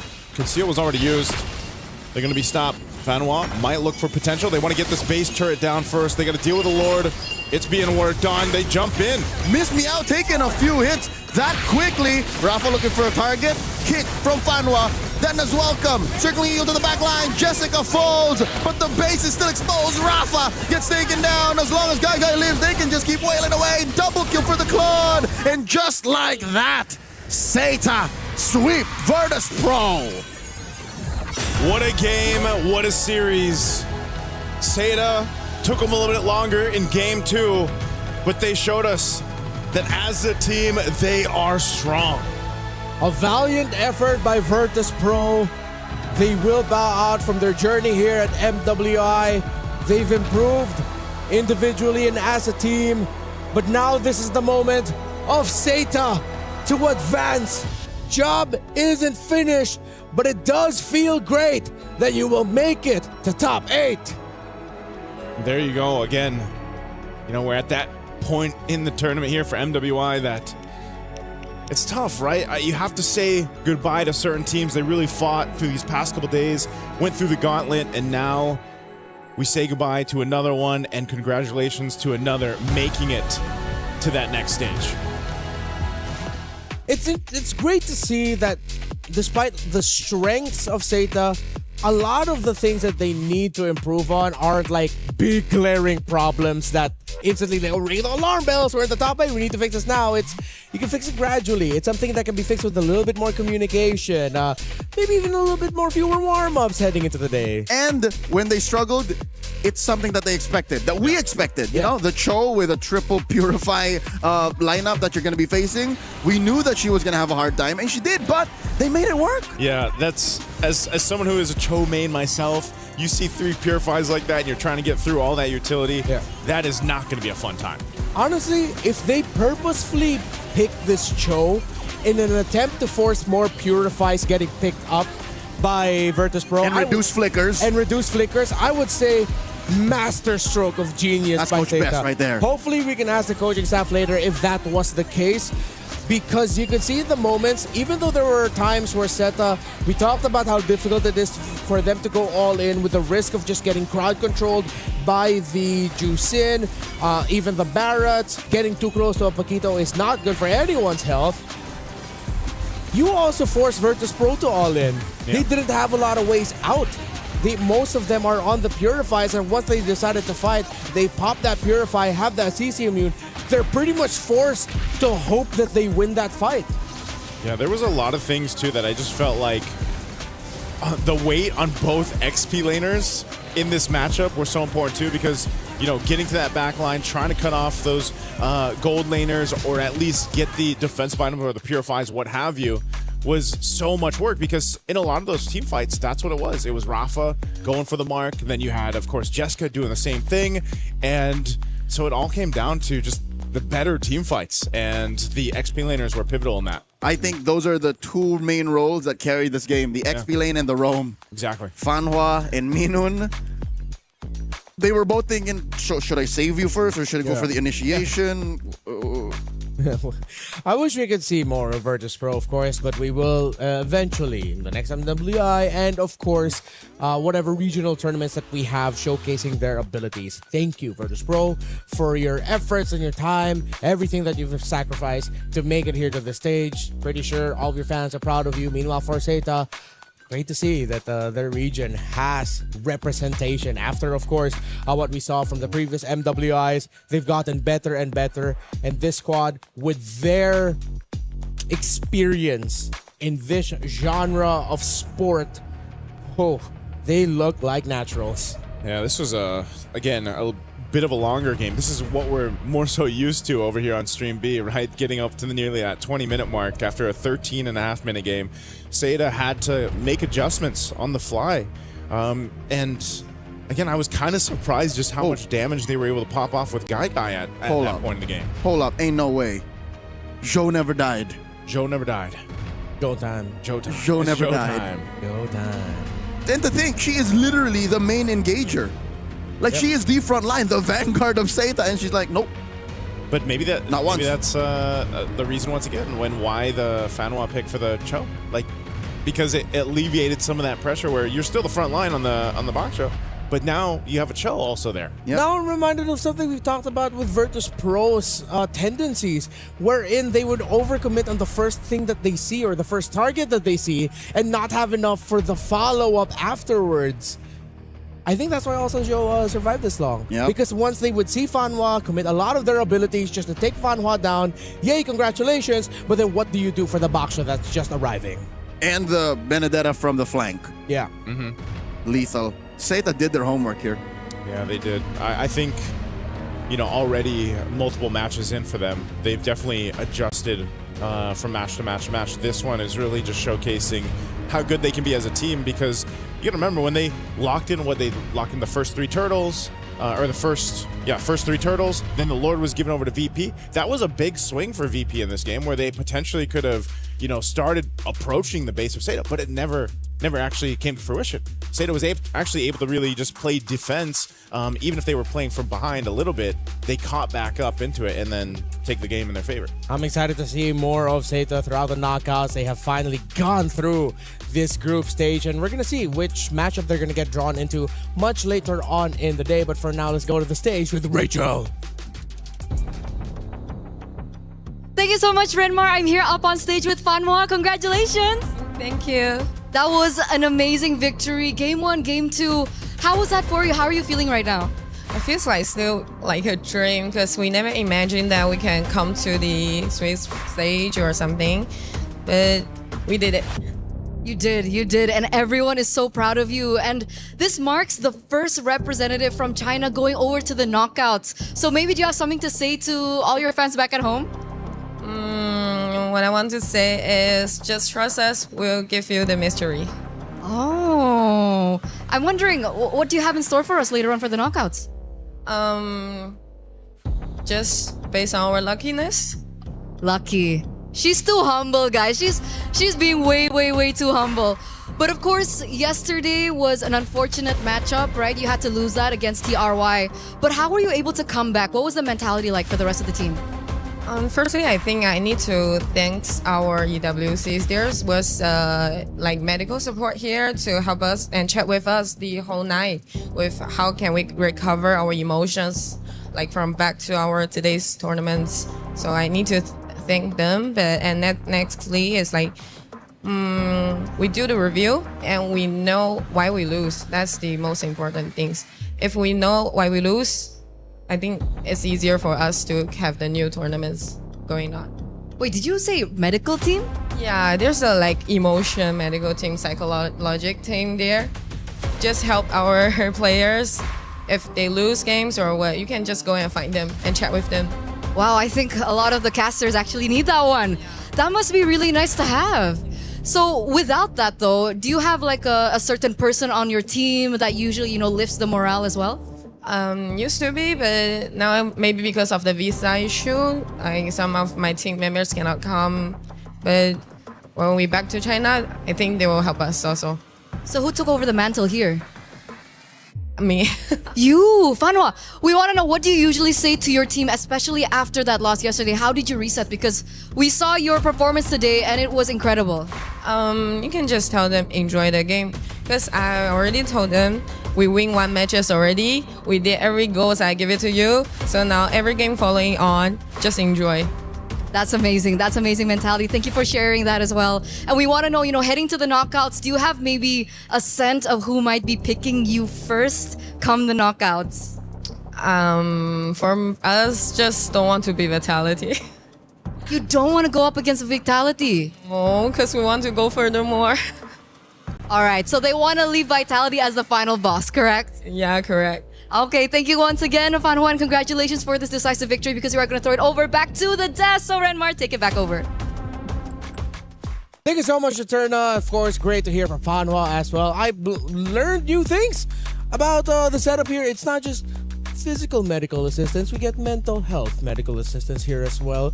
That little shout out to the professionals here at EWC. I'm glad that we have that for players who need it. Yeah. And talents too? Talents, hopefully, yes. Can Hey, we message anyone there? We have a pretty cool lounge. We do? Well, I mean, it's like it's a shared lounge. Yeah.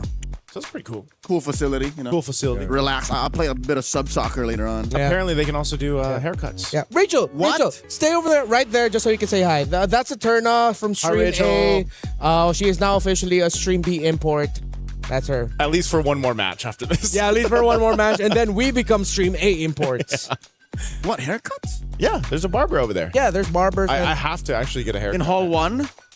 I'm actually not sure where it is exactly. Let's hunt it down, Joseph. We're going to hunt it down. Yeah. See if they can give us a This cut is a mess. for the next. All right, so just in case you're wondering, coming up next, we're actually going to be seeing the key crushing live right here, and it's going to be select members of SETA who, of course, will be crushing the key of the opponent that they eliminated today in Virtus Pro. Jessica was doing it. I think it's Jessica, yeah. Of course, it's one of the marquee moments for every EWC. The weight of the key held by every team, that is your tournament life. Once that gets crushed, there's a chance that might just end up in a... Well, where do the keys crushed end up again? They get displayed, if I remember correctly. If they win, they get to choose, if I remember right, champion. 2, 3. Yeah, if they are a champion, they get to choose 3. To be fused into their main trophy. Yes. Yeah. And then the rest will end up in the totem. In the totem. Yep. Just as a part of history. So that totem has been actually since 2024, right? Yeah, like it's got a bunch of the totems broken are keys. here. The totems that we've displayed for every Flown out EWC. from Riyadh, yeah. Flown out from Riyadh from 24, 25.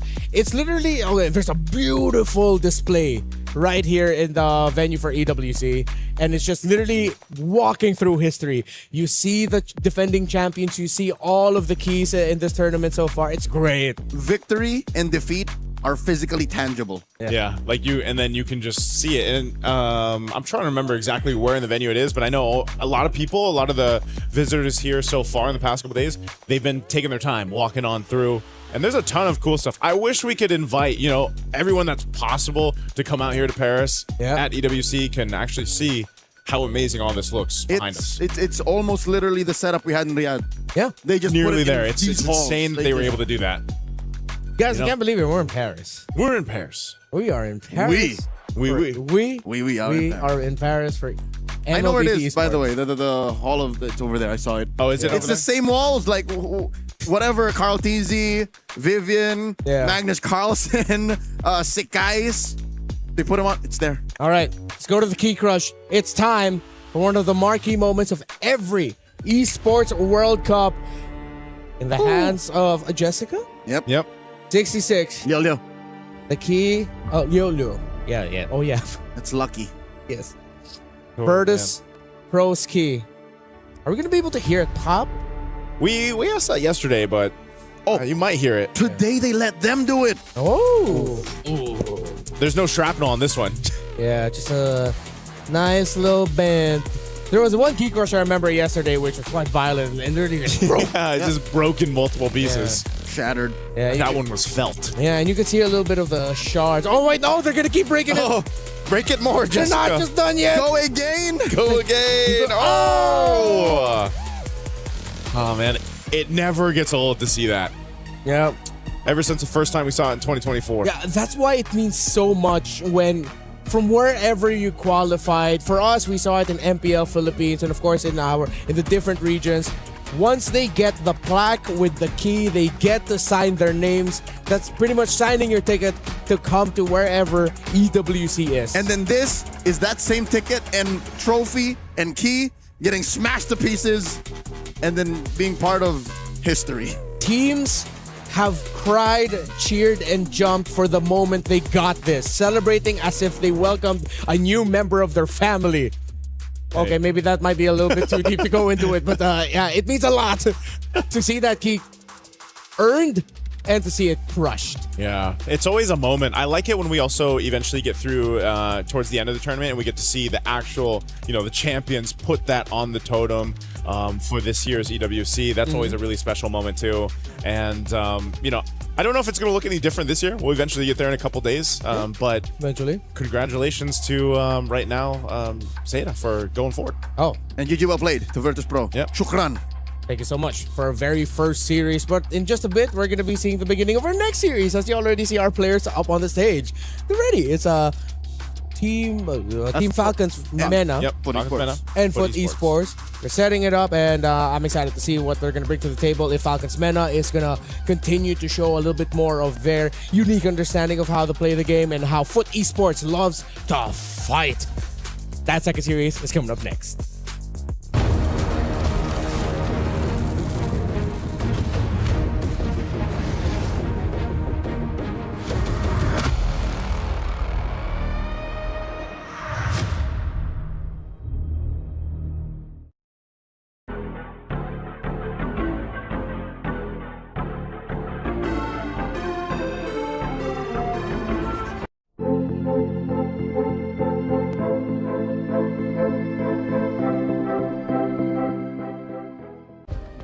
Play is in our DNA.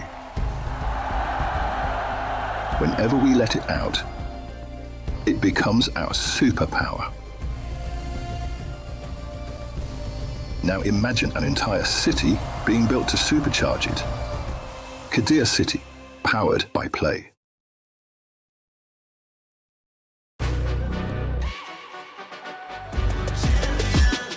This ain't no regular thing. I came for the ring, you know what I mean.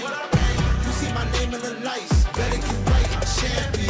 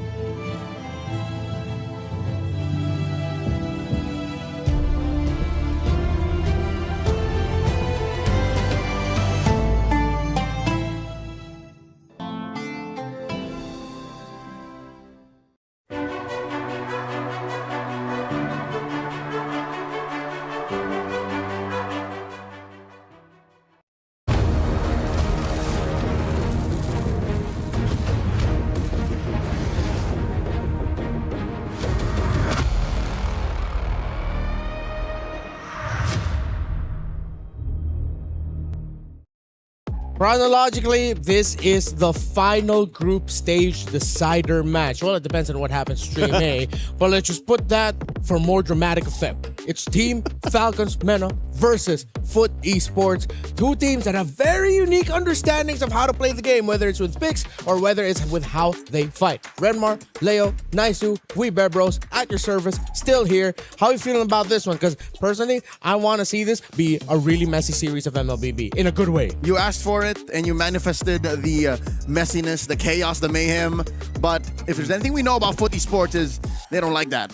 Yeah. They do anything and everything in their best interest to just avoid fights. We will split the map.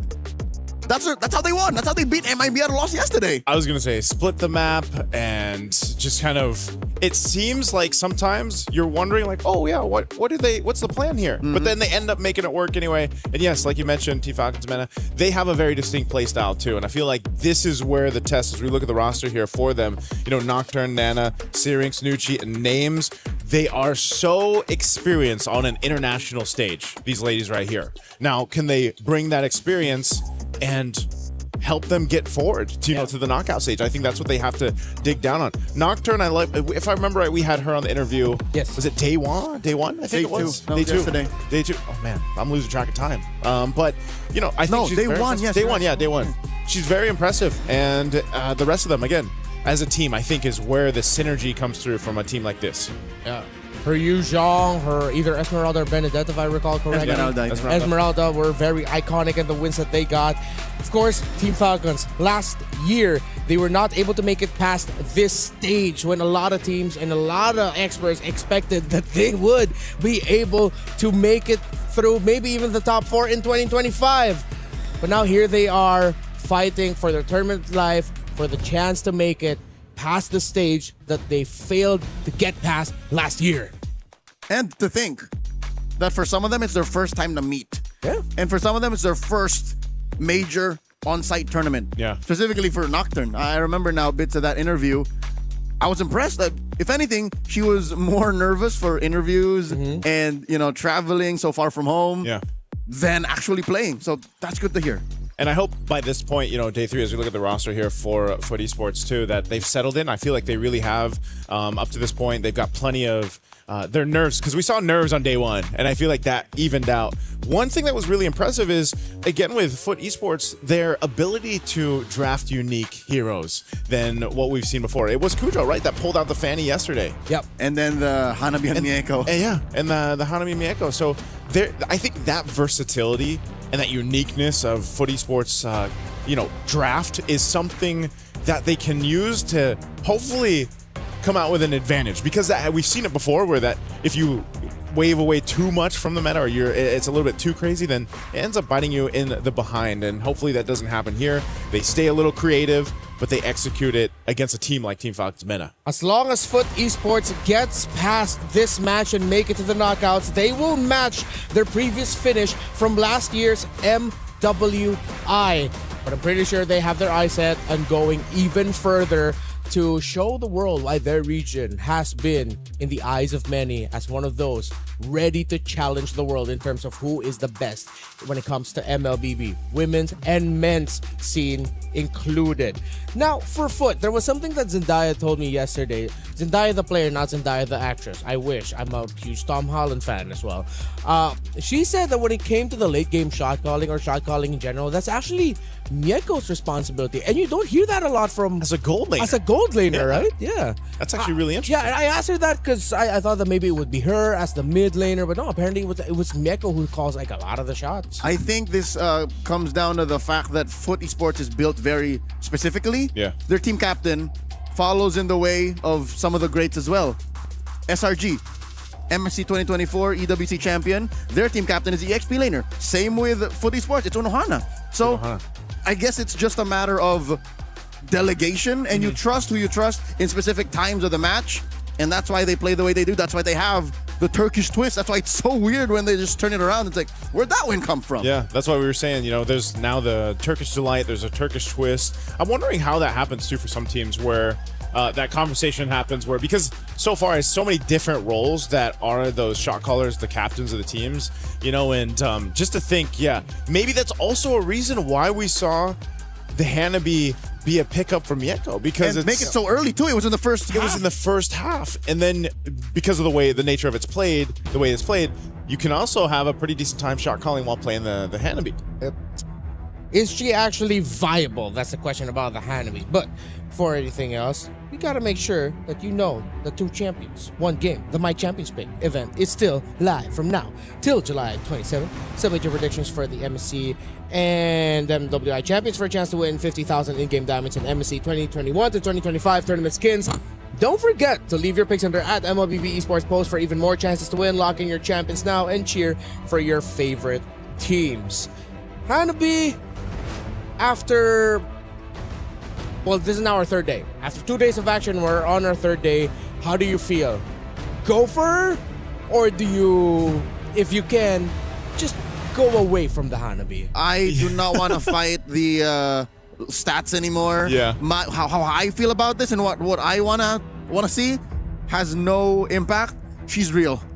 I think The Hanabi's real. You know who I feel like isn't as real is the Hirara. Yeah, I feel like Hirara. Okay. As a jungler, for her, I have an actual opinion. Yeah. You have an actual. I don't opinion. like it. Yeah, I feel like, not just statistically, but just, I mean, at this point, before we get to the knockouts, like teams have all tried her out. She hasn't worked too well. Yeah. So don't bring her out in the knockouts where you then are in that phase of the tournament. Yeah.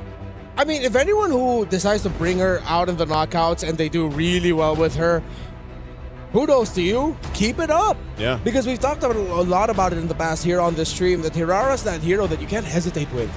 That you really need to have the gusto and the bravery to say, I will fall some maples with going iframes, steal your objective, and then run away. Maybe I might get a kill or two on the way. Not a lot of players can consistently execute her in the way that I'm pretty sure that even the devs intended. Yeah. Despite a hero with just being two pressable buttons, I was gonna say, it's just this different variation. She's literally abstract art. She has 4 skills. Yes, she has 4 skills. She has 4 skills, which on paper isn't more than Suyo, because Suyo technically has 6. he has 6, yeah. But Hirara is more complex. Yeah. Until when do we get a hero with like 10? It's just like, you got all these choices they have to make. Because before any of them, before the Suyo, before the Hirara, what was it? Probably Old Veil or something where you, well, I mean, those are choices. Yeah. That was like a or B. I wish we could get our version of that one guy who likes to defend ancients. The one with a lot of buttons and possibilities of ways that you could get skills. I wish MLBB had a hero like that. Maybe someday. I'm sure it's in the works. Yeah. I am sure it's in the works. I hope so. Get us like a 10 skill kit with a lot of ways on how to get those kills. I would love that. Let's look at what Foot is trying to build up. I think that's a Freya first pick, or either a Paquito first pick. Or Bellerique. I like how they just ban out the Esmeralda. Yeah. Yeah, they could also just pick up the Belleric because at least for them, they'll end up with one or either. Because when you ban out the Fovis, when you ban out the Esmeralda, clearly you're trying to set up for just 2 heroes, Paquito, Freya. It's gotta be a Paquito. If it's Unohana, I think it's more of a Freya. You're more of a Freya person, yeah. Faster, more fighter. That means you're going to be giving the Paquito to the other side. And then it's first pick Hanabi because it's Mieko. You know what? Why not? Why not? Another pick we have to watch out for. We touched on the Assassins earlier, but let's see if maybe Zendaya would want to show up with Selena again. We've had some iconic Selena performances here in MWI, not just on the Stream B, but Stream A as well. Yeah. Carries up, so there's a natural predator. Yeah, they banned the Paquito. They could first pick the Freya, or go for the Belleric surprise first pick. The Marcel's gone. Please, no more juice in first pick. No need. This might just be a Freya. Coach Coins. Whoa. Okay. That's out of left field. This is an Unohana pick for sure. Yeah. But not in the first phase. Not like this. Wow. Not in the first pick of blue. Wow. That's because of all the value out there. I'm so surprised that, that's the Benedetta. They're too honest. They're too honest. They're just literally saying, we're going to do what we did yesterday. Yeah. Solve the problem. Okay. I did not see that coming. This opens up the feel the possibilities. I think maybe that's why, besides it being a comfort and, I love this pick, I'm great with it. Yeah. Now Falcons Mena is thinking and recalculating the potential trades because of all the power picks still open. Yeah, there's a whole lot here. Belric, do they just go carry? Do they grab the carry now, or do they just kind of wait? Oh, they'll get the Eve. Man, this is a deadly. There's a deadly box to fight in. This is the best roamer and the best mid laner in the game. At this point, I think maybe they want to settle for something like a Lilia for the pokes, just to match it with the annoyance that you could dish out. Your roam pick, you could even save that for later in the draft. There's the Hanabi. Oh, they're rushing comforts. Yeah, they're doing comfort. That Hanabi might have, I guess, if they didn't pick up out in the first phase, it potentially could have been banned out. Yeah. Hanabi Lilia? Imagine if they go Selena too instead of the Lilia. It's like, oh my god, it's just all comfort. Okay, at least they get one. This is the norm. Yeah, at least they get one safe pick. Who would have thunk we see this kind of draft? If this was okay, they got away with it because the more safe draft would have been first pick box, Yeah. and then you go Benedetta. That's what I was thinking. Yeah. Like, take the box at least. This is such a roundabout way to end up with the first phase you want, anyways. Yeah. So what does that mean, jungle for Falcons Mena then? Do they pick it up now? Funnily enough, if they're crazy enough to do it, X-Borg wouldn't be so bad. It's slow as hell, but oh wait, no, that's better. That's better. They did this. Yeah, they did this. And they got away with it. They did this when they dropped Falcon Daisies the other day to face off against Na'Vi. It seems like that's the theme of this draft. Just teams and players getting away with decisions we thought that they couldn't get away with. That's been the theme of MWI, though.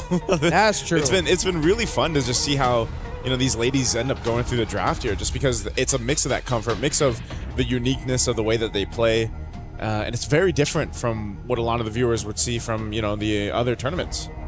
It's interesting that we're going into the second phase for Foot without the mid duo. Nothing for Nora, nothing for Zendaya just yet. And I love that Coach Koba's attacking that hard. Taking away the gourd. Would they just go... What else is left? Atlas Farsa? Lilia even? Yeah, we mentioned the Lilia earlier. Atlas Lilia. Oh, Selena. Yeah. They banned the respected. One thing I would like them to consider, and because it is my personal bias for this pick, I would like to see a Sicilian. They got the box shot that they're safe. They have the Benedetta, that's their early game rotational presence.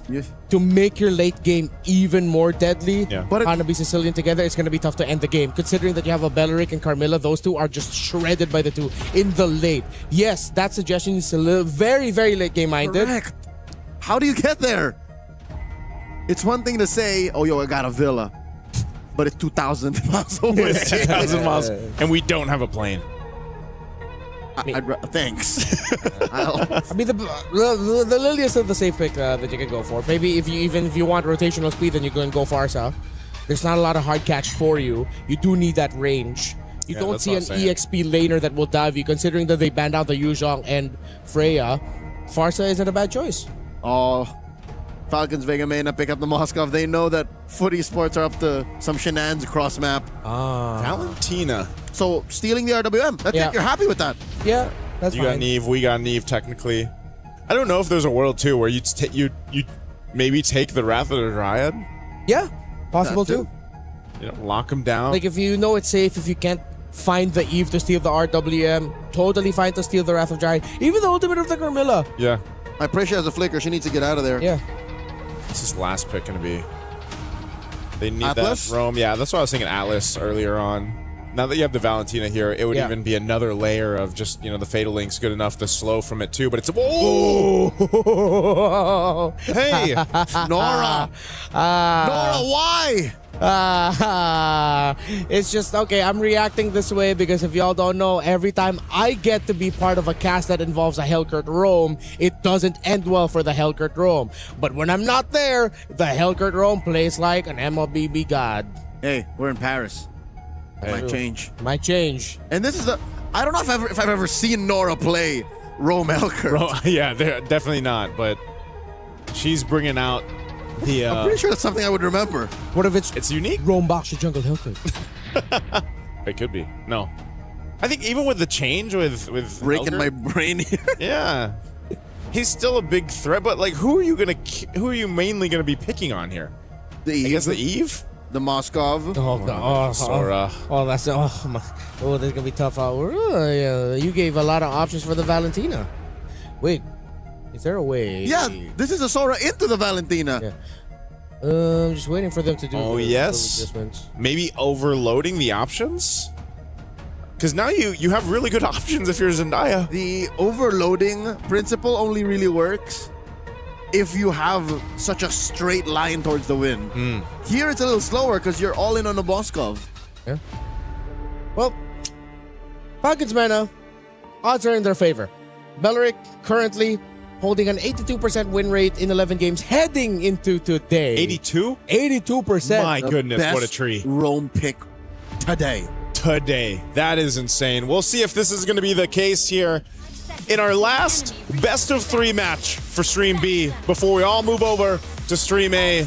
We're going to find out here for the MWI here at EWC 2026. One team can move forward. One team's dreams will be knocked out after this series is over. And we'll see if that's going to be Foot Esports or Falcons Mena here in this first game. Trying to see now the value of this Sora pick, considering that you're giving the shifting skies to the Valentina, which honestly adds an element of the lineup of Foot that they were missing. A big shift. And now that they have RWM, yep, the ultimate of the Carmilla, the ultimate of the Beleric, the ultimate of the Sora, you can't go wrong with any of those 4 ultimates. You will get that set up. It's almost guaranteed at that point. And maybe, shutting off the lights with Dark Knight Falls might help out. I don't know. Yeah. Maybe that'll second guess the follow through once that setup comes through. I think a lot of us want to know if this Hellcurt in the hands of Nora is actually going to be able to help. Mieko really showing why she loves this hand to be so much. She's actually doing fine against Names 1v1. Winning the duel Yeah, with very little, no assistance at all. Yeah, she's bullying that Moskov. There might have been an element also of them fighting for that gold crab, and then you get that extra bounce from the gold crab bouncing onto the Moskov, and then with the minions there, seems like Names just took the hit, Yeah. but then put her at risk. I wonder where. Okay, there's Nora. I wonder, again, utilization-wise for the Hellcurt. Late game. Let's say late game, are you mainly just that big threat to the back line, shutting off the lights when you're fighting around the objective? Yeah. There's something to be said there because, Nucci forced to use that revitalize. Elect the final blow. Eye for an eye. Nucci walks through it. She is fine. Will survive, but will back off. It's something that we used to say a lot with the artillery mages, the Farsa and the Eves. Hellcurt, actually a natural counter to those two. Oh, holding on to the Curse of Blood here by Zendaya. Here we go. Lightning form on the shifting skies. Unohana very low. He's in trouble. Nocturne draws first blood. Nucci secures the turtle. This has gone wrong for Foot Esports as Kujo gets taken down as well. It's all Falcon Vega Mena. Hey, talked about the comfort picks on the side of Foot. Nocturne look really comfortable playing that Sora. Great flicker to the side to make sure you get those fists up in the air to connect. And that was just a perfect start for Falcons Vega, for that turtle, for this game. The layering of all of their skills together, it is difficult to fight, even just looking at the Beleric. Yeah, Nora didn't have a choice. She was there, but she's like, yeah, I'm not jumping in on that. Because you have a very small window of opportunity when you're on this Hellcurt, especially early on against these more tanky heroes that Falcons Mena have. And, wow, what a cut up here by Unohana. Nocturne going to go ahead and try to catch her, but again, this is what I was thinking. The damage potential early on from a Hellcurt plus a Benedetta could result into something, but Nora, for the most part, is just pretty much stopped in our tracks. Well, now that the Hellcurt's level 4, things might change. And they find Nana. RWM by Syrinx. Dark Knight Falls coming through, but Nora falls first. Nana gets taken down, and Nucci, 2 for 1. Good trade. Footy Sports able to recover. Just got a preview of what I was thinking. Right? Whether it's Dark Knight Falls or not, the RWM plus elective final blow, and then here comes a Hellcurt to clean up. That can also be devastating. This is worrying. We just saw potentially how wrong it could go for Falcons, Vega Mena, because they don't got a Purify. That's a double Petrify lineup. Yep, and in that situation, I believe it was the ultimate of the Carmilla that Zendaya was able to steal away, meaning that it's not a good time when you're all sticking together. Fighting under a box, that's what Carmilla loves to fight against. While for Foot, they don't have a direct box. It's very free-flowy. They will have a box if Zendaya decides to steal the ultimate of the Eve. Oh, Cujo rolling up, finds names, has no flicker, has no Purify, gets taken down, and then the Turkish twist begins. They push down bottom, trading it for the Turtle. This is exactly what we saw them do yesterday, and now Turtle looks to be security over here for Falcons Mena. Not much that can be said about that, but Foot Esports, I think they're happy with this. They're going to continue to play around the power of this. Oh, Nora, Dark Knight Falls. They jump and dogpile on a Syrinx.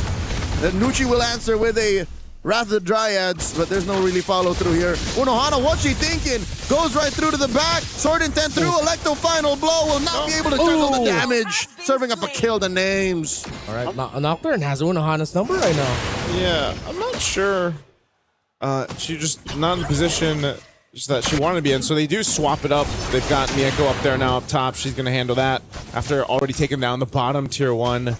This is also something that Falcons Mena want to take note of. If Mieko's just doing her thing, farming up, getting online on this Hanabi, as we talked about, you know, how many times have we seen the Hanabi pump out the damage late game? That's something to be cause of concern. Plus the ultimate that she has, which can really work really well with a Curse of Blood that Zendaya has been taking from that Carmilla. Yeah, it seems like that's the only ultimate that she's been taking so far. But once they start to get really creative with it, Falcons Vega just get so annoyed. Still though, Falcons Vega has her own Curse of Blood. Oh my lord, nowhere for Nora to go. That Wrath of the Dryad was chef's kiss. Nothing you can do against that. That's just perfect timing, perfect execution by Falcons Vega. A little bit more of that, and they can start building a lead for themselves. Still, it's good to see that right now it's anyone's game. It just depends on when you get to execute and how you do it. Uh-oh. Mieko here. Forced to use that Aegis. RWM by Syrinx. The jump in by Cujo. And the back line taken care of. Forcing Names to back off and flicker. The shutdown on the Syrinx. Names helping score a kill. Unohana falls once again. Nora looking to hunt down Names. Jumps on her. Puts deadly poison stingers on, but Names stops her from finishing the job. Not enough damage and just enough life steal and crowd control to provide the space. That is a highlight for Names. Names, great positioning. I don't know if that was also the stun for the Carmilla, I think, to stop her in her tracks, but again, this was a great attempt at a fight. Names throws the SOD, doesn't follow through right away, but then joins this. Look at Nora. She goes for Names. And Nana's ready. Yeah, she has the stun available too, so she's able to go ahead and stun them and keep her alive. Good attempt by Nora. That was the right call, but still an even better response by Falcons Vega. Now Foot will decide. Let's play the foot twist. Foot twist? The Turkish twist. The Turkish twist, not the foot twist. Foot twist. Ouch. I don't want to twist my foot, man. Yeah. Unohana versus 4, trying to clear the waves, and she gets hit by a Spear of Misery, and she will survive this time, keeping herself scarce, safe from 4 members of Falcons Vega. Man, I knocked her now, gets caught by 4 herself up top, and she gets taken down. Ooh, the trades happen across the map objectively and for the kills. Right now, mid lane, both tier 1s are up. Oh, Nora, where's she going? Nora dashes through. Unohana looking for some. Holding on to that Petrify, uses it to escape. RWM, it's Zendaya who gets caught out. Nucci down to a third of her health. Oh, Mieko is too far off. Imagine the free hits from that Hanabi from this range. Nora looking for the engage, jumps in on Nana. and they will have to concede this tier 1 in mid. Yeah, unfortunately, Nora couldn't get the right Terrify or the DPS to land. Nocturne versus Unohana again. And Nocturne pops it. SOD. Unohana gets found out. Eye for an eye survives, but that's 2v1. Names scores. Names has been pretty on point for the SODs, because I said in the last match, I was like, you know, most of Moscow so far for MWI hasn't really been hitting the mark. Well, right now, Names in this game 1 has been doing just that. Nora, does she take it? Yeah, she takes the purple buff. Good steal. So even though they've garnered some losses across the map, Foot is still getting some wins. Similar for Falcons Vega. Still anyone's game. We're 9 minutes in, and the gold lead has just hovered around 1,000. Sometimes getting as low as just 100, 200, even to the points where it looks like they're about to fight. It's anyone's game still. Yeah. Look at the towers, 2 for 2. Falcons has gotten all the turtles, but Foot have gotten kills at the right time and are still getting farm for themselves. Yeah, this will make a good Lord fight here. Falcons already in position. I think they just want to blitz it. Knowing the information on the map here, down in the mid lane, they are getting ready to make their way. Foot Esports, there's Dark Knight Falls. And the knockup from the Lord, Zendaya answers. Shifting Skies, RWM, Nora. Waiting for that last minute approach, and they find 1, 2 already. Nana falls, Nocturne still alive. Mieko throwing in all of these free hits. Almost finds Nocturne. She gets a massive double and will score the Lord. Oh, that's Hanabi for ya! The Curse of Blood as well from Zendaya. They were all lined up. And a little bit of Lord intervention with the knockup, giving extra damage to Names so that they could be finished off by Mieko. Hanabi, I would like to think, is one of the picks of the tournament.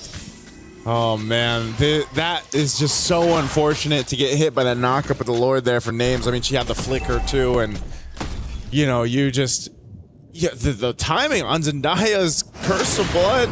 She waited to go ahead and use that, and that's just, again, one of those situations where Falcons Mena, they have to make up after that loss around this Lord. They should be able to clear this out perfectly fine. Again, it's not a big disparity between itemization or economy. It's more so just actually getting a little unlucky there. Joseph, it is. The graphics just have not updated. There is a massive swing. The map is blue, and items are getting picked up by Foot. That's right. Yeah, I had.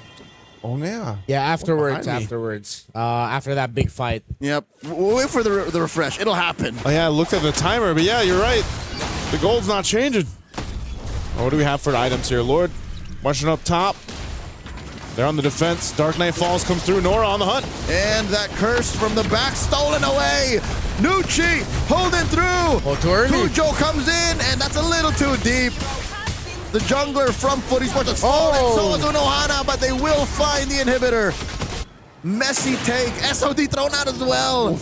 But to the better of Falcons Vega, they should be happy with the defense. Names holds herself accountable. Yeah, too deep, too early. Foot overestimated the lead that they had. The fact that they were with the Lord, they have to minimize moments like that because that was their best opportunity to really keep Falcons Mena on their side of the river and in their base for a majority of the next few minutes. But because they gave up kills, yes, they were able to take the turret. It's not good. Yeah. The lead should be at a comfortable about 1,000 for Foot. Say, for Foot, right? Yeah, after that sequence, it should be up by just 1,000 for Foot, and then maybe building back up because it's so hard to catch up to the farming speed of a Hanabi that is just allowed to do her thing. Yeah, and that was just a Maleficon picked up by name. So if we get a chance to look at the items here, that'd be a good way to go ahead and look at things. Looks like we're gonna get. Didn't we? Okay. Almost there. Timer reset too. We went back in time. Groundhog Day. Trying to not knowing the time right now is kind of throwing me off. Well, Lord's coming up in 4. That's what we do know. That's the timer that we do have. That's Lord 2. Oh, they're trying to make it play down bot though. Lord it looks 2. Like. Okay. SOD no one home. SOD thrown out. They know she's down there for names now. Zendaya once again holding on to this Curse of Blood. Lantern pick up. They're actually going to keep Unohana down there too. She's going to clear that wave.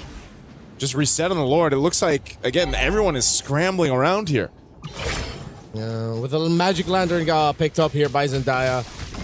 This is going to be really... What? They force Nocturne to come in. She does find the mark. Lightning form from the shifting skies will pick off Nora. And the Lord now approaching half health. Damage on a Nocturne. Nocturne looking to survive, but Unohana has evil intent. It's Nana here. Coming through, Nucci very low, RWM, Nucci falls, Kujo finds her, and Nana goes as well, 2 for 1, currently the trade. Foot Esports, looking to secure this Lord, they got it. That was a great adjustment from Foot Esports. Even after losing Nora there, they were still able to kind of bait Falcons Men into a fight, get the upper hand, and then get the objective. The late game Hanabi with a Valentina that can steal a Curse of Blood from the Carmilla. I've had nightmares about this exact scenario. Into the base they go. Wave's going to be cleared out pretty easily, though. So Falcons Men, they got a bit longer to go ahead and get ready to full defend against this. RWM is what's being held right now by Zendaya. Again, you have 4 out of 5 ults that would be just great in any scenario. If you're greedy, you want to be flashy, and you want to end up on a TikTok highlight, then you get an SOD. A little bit too greedy, but at least you look cool while doing it. Lord, marching up top. This is going to be a 3-wave push. It's endable for Foot. Very endable. They just have to watch their own footing. Most definitely. Pun intended. At worst, they take down both of these inhibitors, and then they just work towards the inevitable. Lord inside. Very low health on the mid inhibitor. All they need are minions, and minions come in within range from the top lane, and all that's left is bottom. Falcons, Vega Mena, they'll clean up the Lord, and they think they buy themselves time, maybe 2 more minutes. Oh, I don't know if Foot Esports has to force a fight here or not. They still have this wave pushing up bottom. They want to fully expose the base turrets here. RWM. Stolen away. Zendaya swiping through. Massive shifting skies. Compromising Unohana. Down she goes. And in comes a Nocturne. Mieko! Put down to an 8th of her health. The front line of Falcons Living Man has fallen through and taken care of. Mieko gets shut down. Nora! The only one left. She's trying to get away. Names has plans for her. The forward flicker, the dash. One less survivor for Foot. They had to watch their footing, and they didn't. Beneath the combo of the Carmilla, the Eve, and of course the free hits from Names. Add the Belleric into that as well. Foot have slipped, and Falcons Mena continue to push forward through mid. Oh no! Unohana has spawned. No minions. Kujo and Zendaya coming through as well. This should be fine. Mieko coming in 3. Are they going to force it? Okay, Electro Final Blow plus a Petrify through the front lines. Falcons Vega Mena have to watch out. This is their best chance to contest for this Lord in 30. Ironically enough, wow. If Zendaya was more ready, her and Unohana could have gotten like 2 or 3 kills. If Zendaya was like quick enough to read that, okay, this is what Unohana's gonna do, let me steal an ultimate right away, pop that. Yeah. They could have gotten something out of that. Still, it's a defense. They didn't lose any base turrets. They still have turrets on the sides. It's just unfortunate. I feel like that was a moment to be had. Coulda, woulda. Coulda, woulda. Okay, here we go. We got this is all caught up now. Our stats up here, the timing, Lord is up. You got a bit of a lead now. Team Falcons, Vega, Mena. Good thing they were able to defend that way, though, too. They hold on barely to that one turret. Now look at the play, though, up top.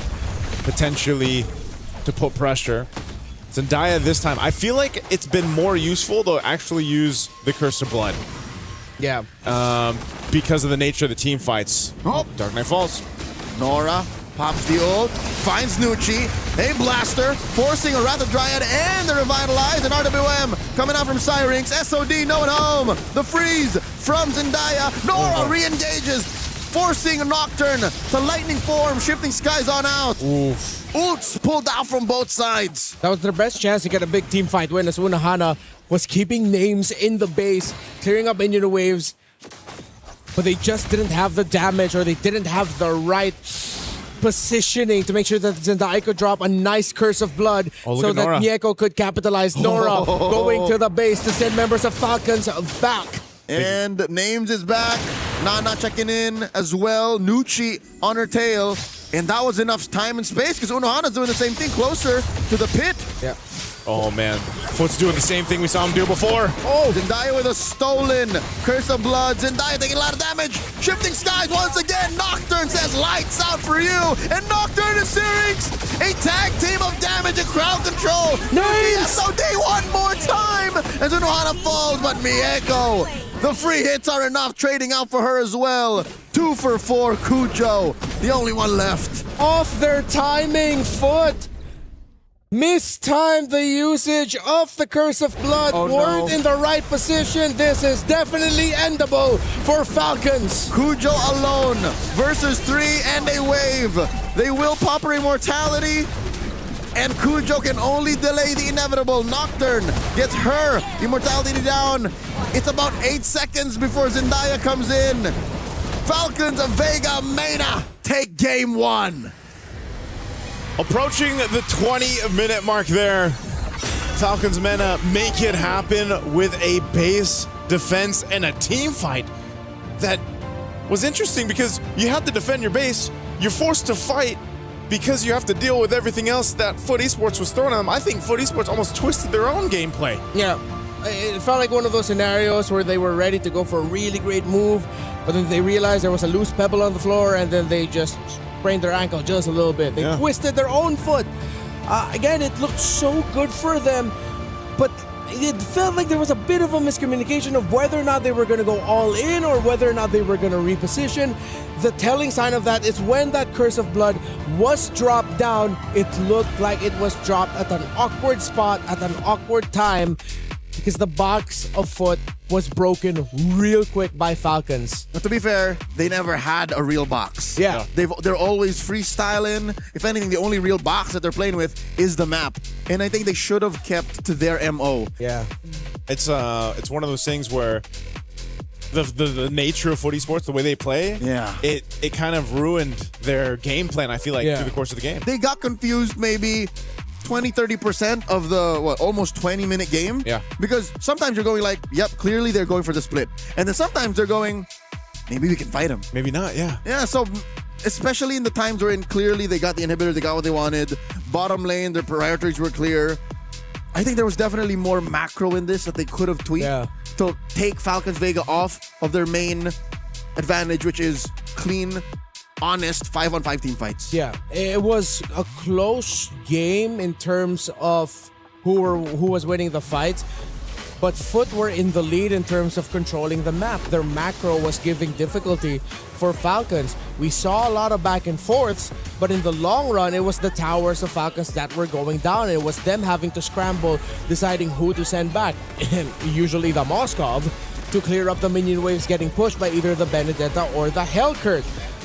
It's just one slip up, and seeing that slip up makes me think we're going to be seeing full 3 games for our very last series here on Stream B. Yeah, I really do think we go the distance for this one because, you know, for a while it was really looking like Foot Esports had this one, especially as they were about to take down the last base turret there. Names again with the Moskov, really good with the SOD. And even the timing, dealing with a Hellkurt have you. But yeah, this is one of those instances where you're like, what is the full game plan here that Foot Esports wanted to take into this fight? And they just duke it out. Anyway, Names clears things out, SOD lands, and this eventually wins them the game there. Was that fight? Syrinx held on. Syrinx had the trigger discipline with her real-world manipulation. She used it at the perfect time to punish an awkward engaged start by Foot. Syrinx may have had the cleanest game amongst any of the players here. Oh, yeah? The other 9, counting both her teammates and her opponents, Syrinx has my nod for MVP of Game 1. That's why the Eve, best mid laner right now. That's right. Best mid laner right now. The value of just a real-world manipulation, the ultimate alone, is so valuable because we have a lot of these team fights that are forced because of also the popularity of the Belric, right? You know that there's going to be an automatic fight. Just like when the Atlas was really picked up a lot, you know you're going to fight around that ultimate. So if Belric is the best roamer, Eve is the best mid laner, is it Moscow over Claude as the best gold laner? Esmeralda in the XP for sure. I would still think Claude, but there's a part of me also, And it's sad because there's a presence of the Beleric. I like the superhero I got this moment that carries always bring to the table. You know, that clutch factor gene of just like, hey, all else has failed, but we're in the late game. Yeah. Here's our carry. Carry too. So I guess it's that trio. Yeah. It's them three over there. Harith. I haven't seen a white-haired little boy in a while. Very selective of when you can really make it work. How about the jungle? In terms of the jungle, The jungle. The jungle. Is it Baxia? I'm still really. He's the only first pickable. Probably. My favorite, personal favorite, Guinevere. Oh yeah, Guinevere. Probably, but stats-wise, probably the Baksha. Yeah. Because I wouldn't put Fred there. He's usually left alone, left open. I haven't seen a Fred here all day ever. It's weird. It's almost becoming like Baksha and Barrett's in terms of like jungle tanky picks. Ling here and there. Ling here and there, yeah. Irara too. I think that would have started it, and then over the over the course of the days here, that's definitely fallen flat. But again, Foot Esports, mind you, the triangle, the win over here for Falcons, Mena. This was a hard-fought game for them to get back into this and make it their game, because Foot Esports was controlling things for a while. I mean, this was a question mark that we had in the draft too. Nora being on the Hellcurt, we haven't seen that much. Haven't seen the Hellcurt too much, and you could see some of the concepts of why you have this Hellcurt. But at the same time, think about it. You have so much split pressure that maybe you're putting yourself at a disadvantage when the fights break out, right? Because you just have that Vendetta plus the Hellcurt doing its thing, and a lot of the times there's just so much tankiness to stop the Hellcurt in its tracks. Still, I really appreciate the ideas that we've been seeing, plus the new interactive effects that we have in game. Happy Rhino Day to y'all. Okay, between us three, who is who for the stickers? I'm the Layla. You're the Layla? Layla? Okay, you're the Layla. So I guess I'm the Lilia. Or the Nana. You're the Nana. I'm the Nana? You're the Nana, I'm the Lily. I feel like this is something I do more. Yeah, you do. You actually do that pose. Yeah. Not exactly, baby. All right, I'll be the Nana. That's how it looks. All right. So we're going to chill out a bit, talk a little bit about what happens in the next game. Again, we still have game 2 coming up. But first, let's play a quick little game. I believe it's Gen G's Rui and Team Falcons Mayna's Nana who decided to play a little trivia quiz. Cheat.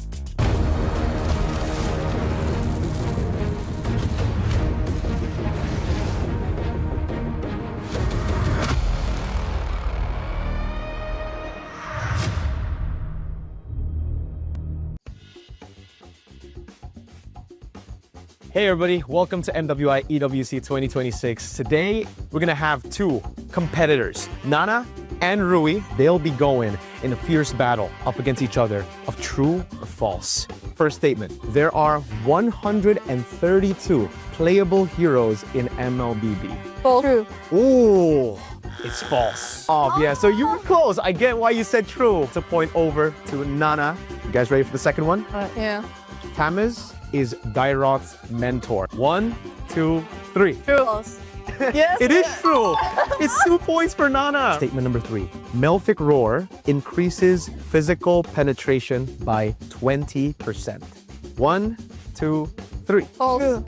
It is false. It's 3-0. Hanabi originates from the Monian Empire.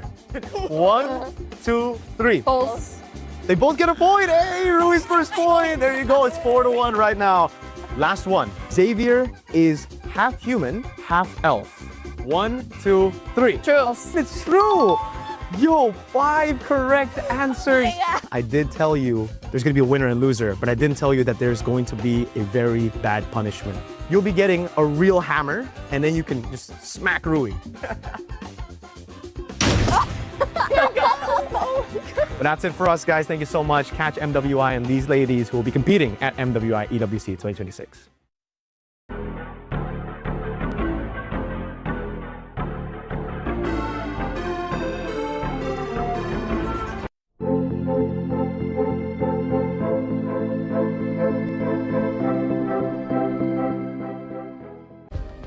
Play is in our DNA. Whenever we let it out, it becomes our superpower. Now imagine an entire city being built to supercharge it. Qiddiya City, powered by Play. We were there. For every click, every clutch, every respawn. We were there for the years of grind. And we're here. Now. The proud founding partner of EWC. Powering the biggest event in gaming. Shoulder to shoulder with the world's best. Making history. Greatness deserves a stage. Lenovo Legion. Reach your impossible.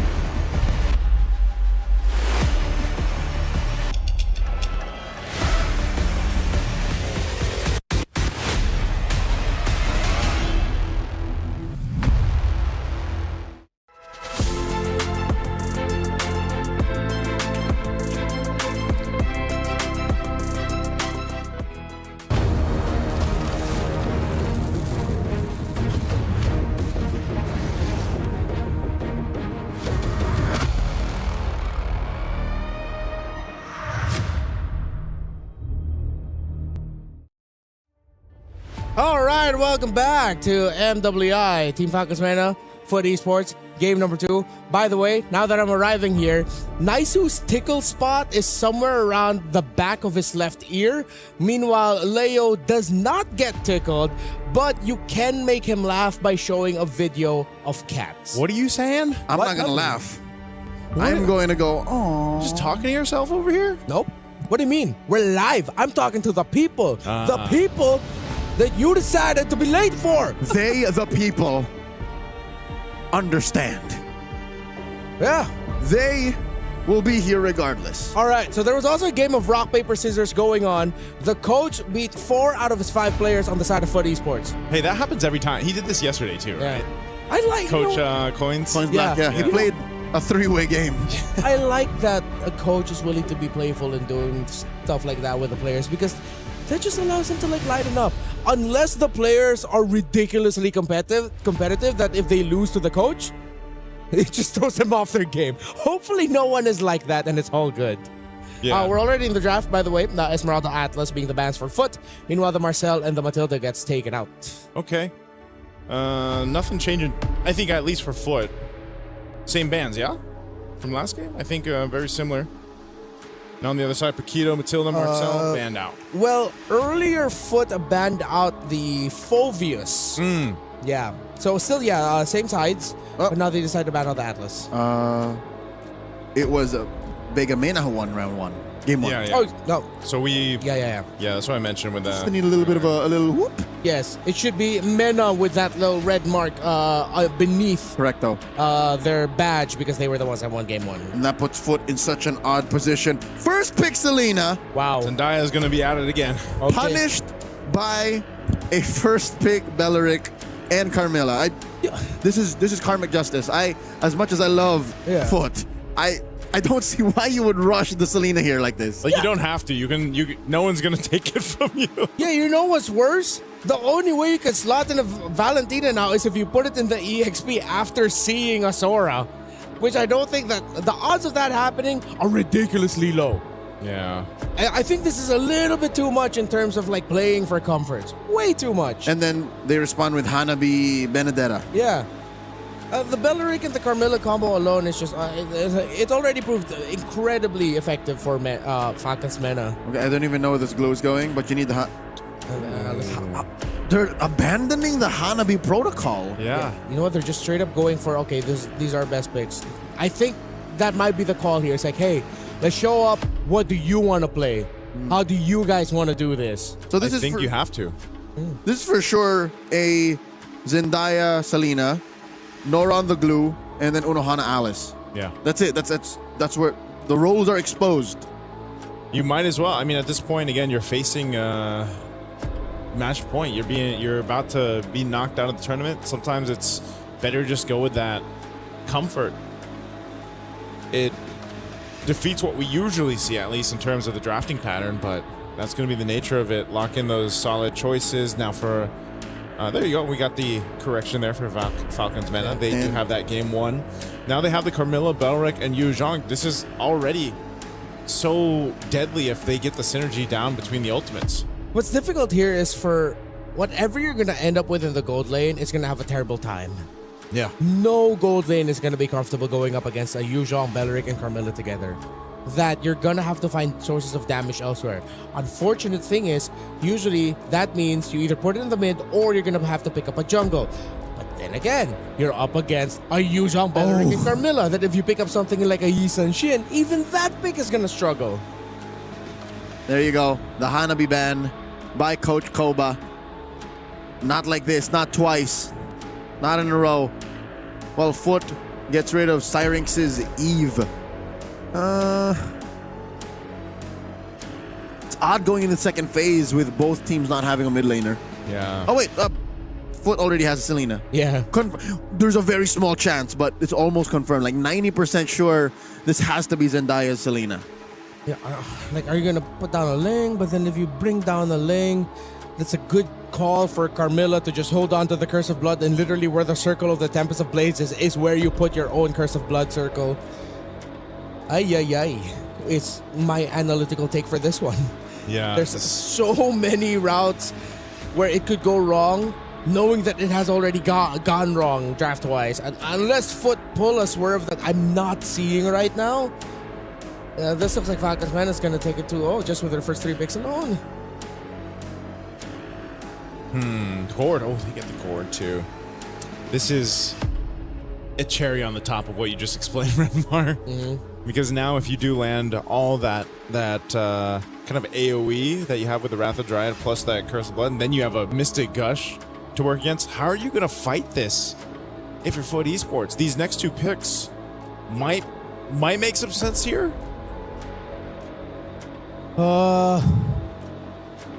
It's really tough. Everything. This is coming from the perspective of a gold laner.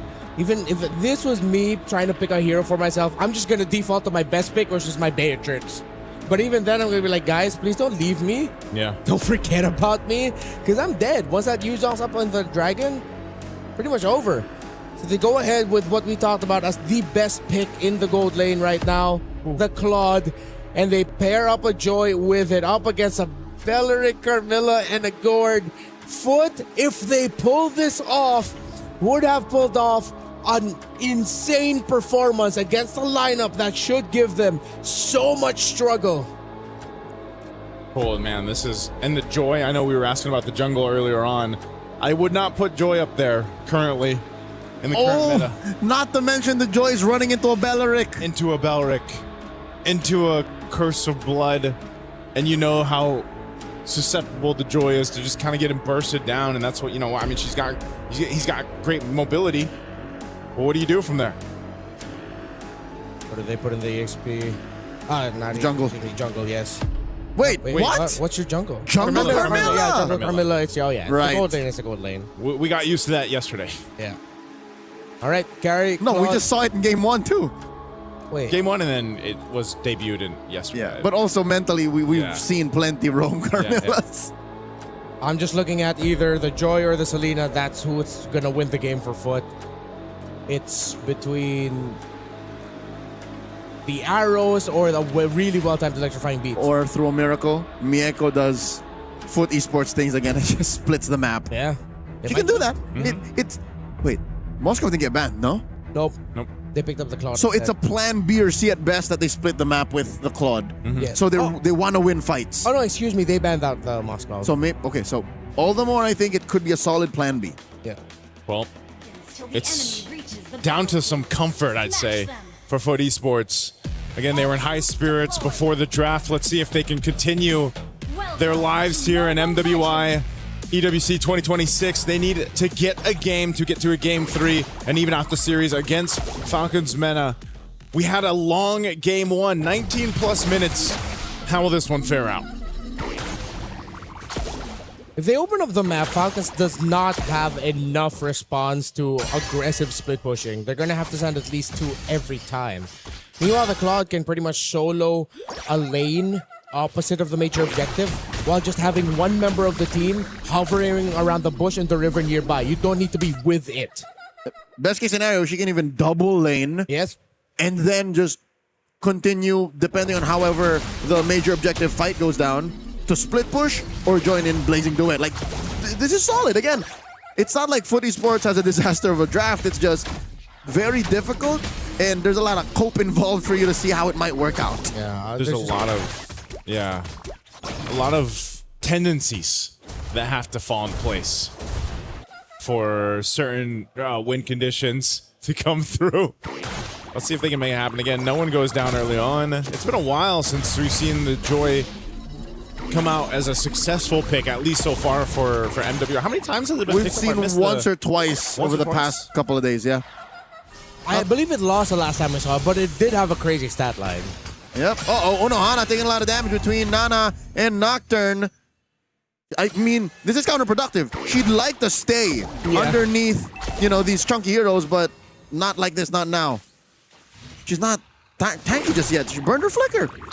Yeah, the flicker being gone. Turtle's up though, so let's see what ends up happening here. The team doesn't really want to fight this just yet. Zendaya did show us that she's very confident with the arrows yesterday. Searing's playing this close though too. You know, she's got a flicker, but if she gets caught by one arrow, unfortunately, Searing's will go down.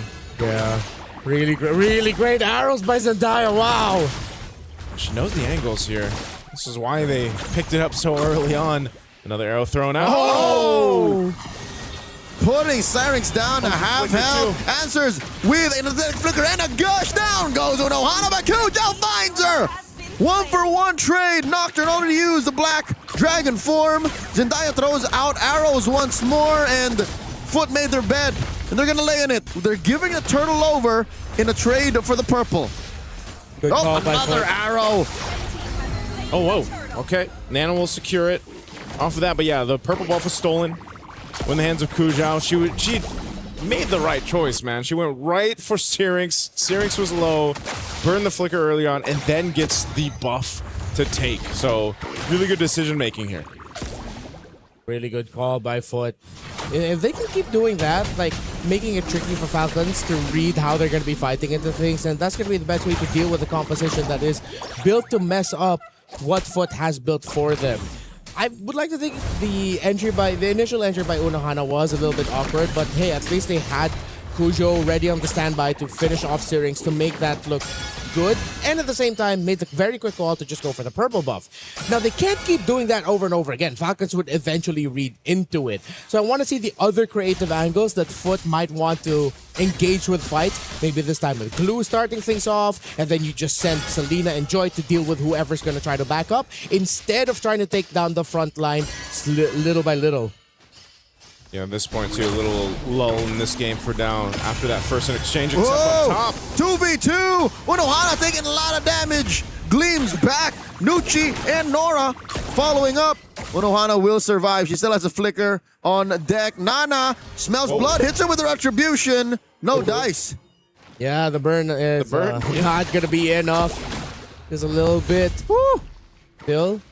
Maybe if she had gotten a stun off, yeah, I don't know if that would have been enough damage, you know, to... She just used it, though, so I think it was still on cooldown. It's also good that Unohana didn't need to force Flicker to get out of there.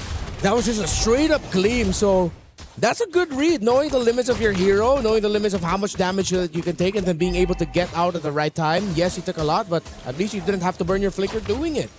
Yep, meanwhile, both gold laners pretty much just doing their thing in the lane, while the rest of the team has been duking it out. Turtles up, second one of the game. Foot Esports keeps Unohana up top. Falcons want to go ahead and push them out. That's a gush on the Nora. She flickers back and then whoops! Gets the mount and backs off. Falcons Mega Man must be confused. Yeah, like, whoa. Well, arrows are still there in play. They're going to go ahead and start up this turtle. Whoa, gold laners. Dueling and Mieko wins! Turtle still standing. Kujo pops the electrifying beats, forcing Syrinx to flicker back out once more. Was it Naya with the arrow? And she misses. Cujo looking to finish the job. There is. Oh, Syrinx throws out the projectile. Wow. She survives. And Unohana comes in, gleams, and sets it up. Syrinx with a gush of her own finds sweet revenge. Unohana burning up. Nana coming in, named with the forward flicker. Gleam from Unohana. Run, Buse! And she still gets taken down. I can't believe Syrinx survived with like 1 HP for that long and then gets a kill. Yeah, I feel like at that point, Foot definitely slipped up with her discipline. You could feel a little bit of the tilt of, oh, come on, let's just get something out of this. And they paid way too heavy a price. Still, at least Mieko was the one who decided, yeah, no, I'm not about this. Let me just split push up top. Renmar, they forgot who they were. Yeah. We are the split pushing team. We don't fight. We don't fight yet. Yeah. Mieko remembered, the rest got too excited. Yeah. Well, we thought Syrinx got that kill. She got the Mystic Gush off, but still, the surviving that long, insanity on the gore there, because you deal with so much pressure when there's Joy across from you, dodging arrows, dodging a glue. Okay, so she did run away and She then did. went the long way around and then back in the purple. Oh, I have my ult back. Ah! Oh, man. Golden Staff picked up by Names now, too. You know, she wanted that kill, too, when they were able to clap back. So she's starting to come online here for this carry. Foot Esports, do they change the strategy of attack here? Because, like you mentioned, they're the maybe they should split push. Maybe they shouldn't fight just yet. Maybe they can do both, right? Nana here taking a lot of fire from Mieko. Cujo in the wings. Nana alone cannot fight the sheer pushing power of this Claude. 2v3 with a dance by Foot Esports. Well, Waiting for a there, too. response. Here comes Nocturne. Comes in. BMI by Mieko. Fast feet. Already popped that Purify. And Falcons Vega Mena successfully defend their tier 1. You know, it's entertaining. Despite it being messy sometimes, I like to see more of Foot fighting. Yeah, me too. I was a fan myself of Foot Esports. But we're not going to see more of them fighting if they lose this game. That's why they can't lose. They got to go back to the game plan. Right now, last turtle. Are they going to go for the fight? An arrow's thrown out, but it hits a camp. But now, Black Dragon form used. Ain't no way. Cujo's coming close. Falcons Vega Mena secure the last major objective in the early game. And now, Foot looking to find the clapback post-turtle. Not going to find it. And look, Mieko just back to the plan. Split the map. Push him Open down it bottom. up. Pop Falcons by surprise. Yep. You know what? I would like to see them go for constant 3-2 splits now. I think they can. The way you said that took me off guard. Yeah, I was like, 3-2 splits. What did you just say? A little bit of relative peace here in the land of Dawn, given that both teams are finding their footing, right? Foot Esports, again, even Renmar is sure what he wants. It's clear we have omnipresent vision and knowledge of what's going on, but we're not so sure where Foot should be going. While Falcons Vega Mena, they're winning fights, yes, but the post and the pre, like what they do before and after, might not always benefit them. Massive 2.5 second stun on Nucci. Yeah, this is what I was saying. Go for a 3-2 split. Oh, no, not like that. Syrinx! Oh, accept a face full of lead. BMI by Mieko. She's not gonna let that long range stun get her once again. Electrifying beats. Oh, knocked her. She answered to the Black Dragon form, and the shoot energy takes her down. I thought she was gonna go for Syrinx. Oh my god, what a fumble! Well, she's too far off already, and she made a decision. I'll get what's underneath this.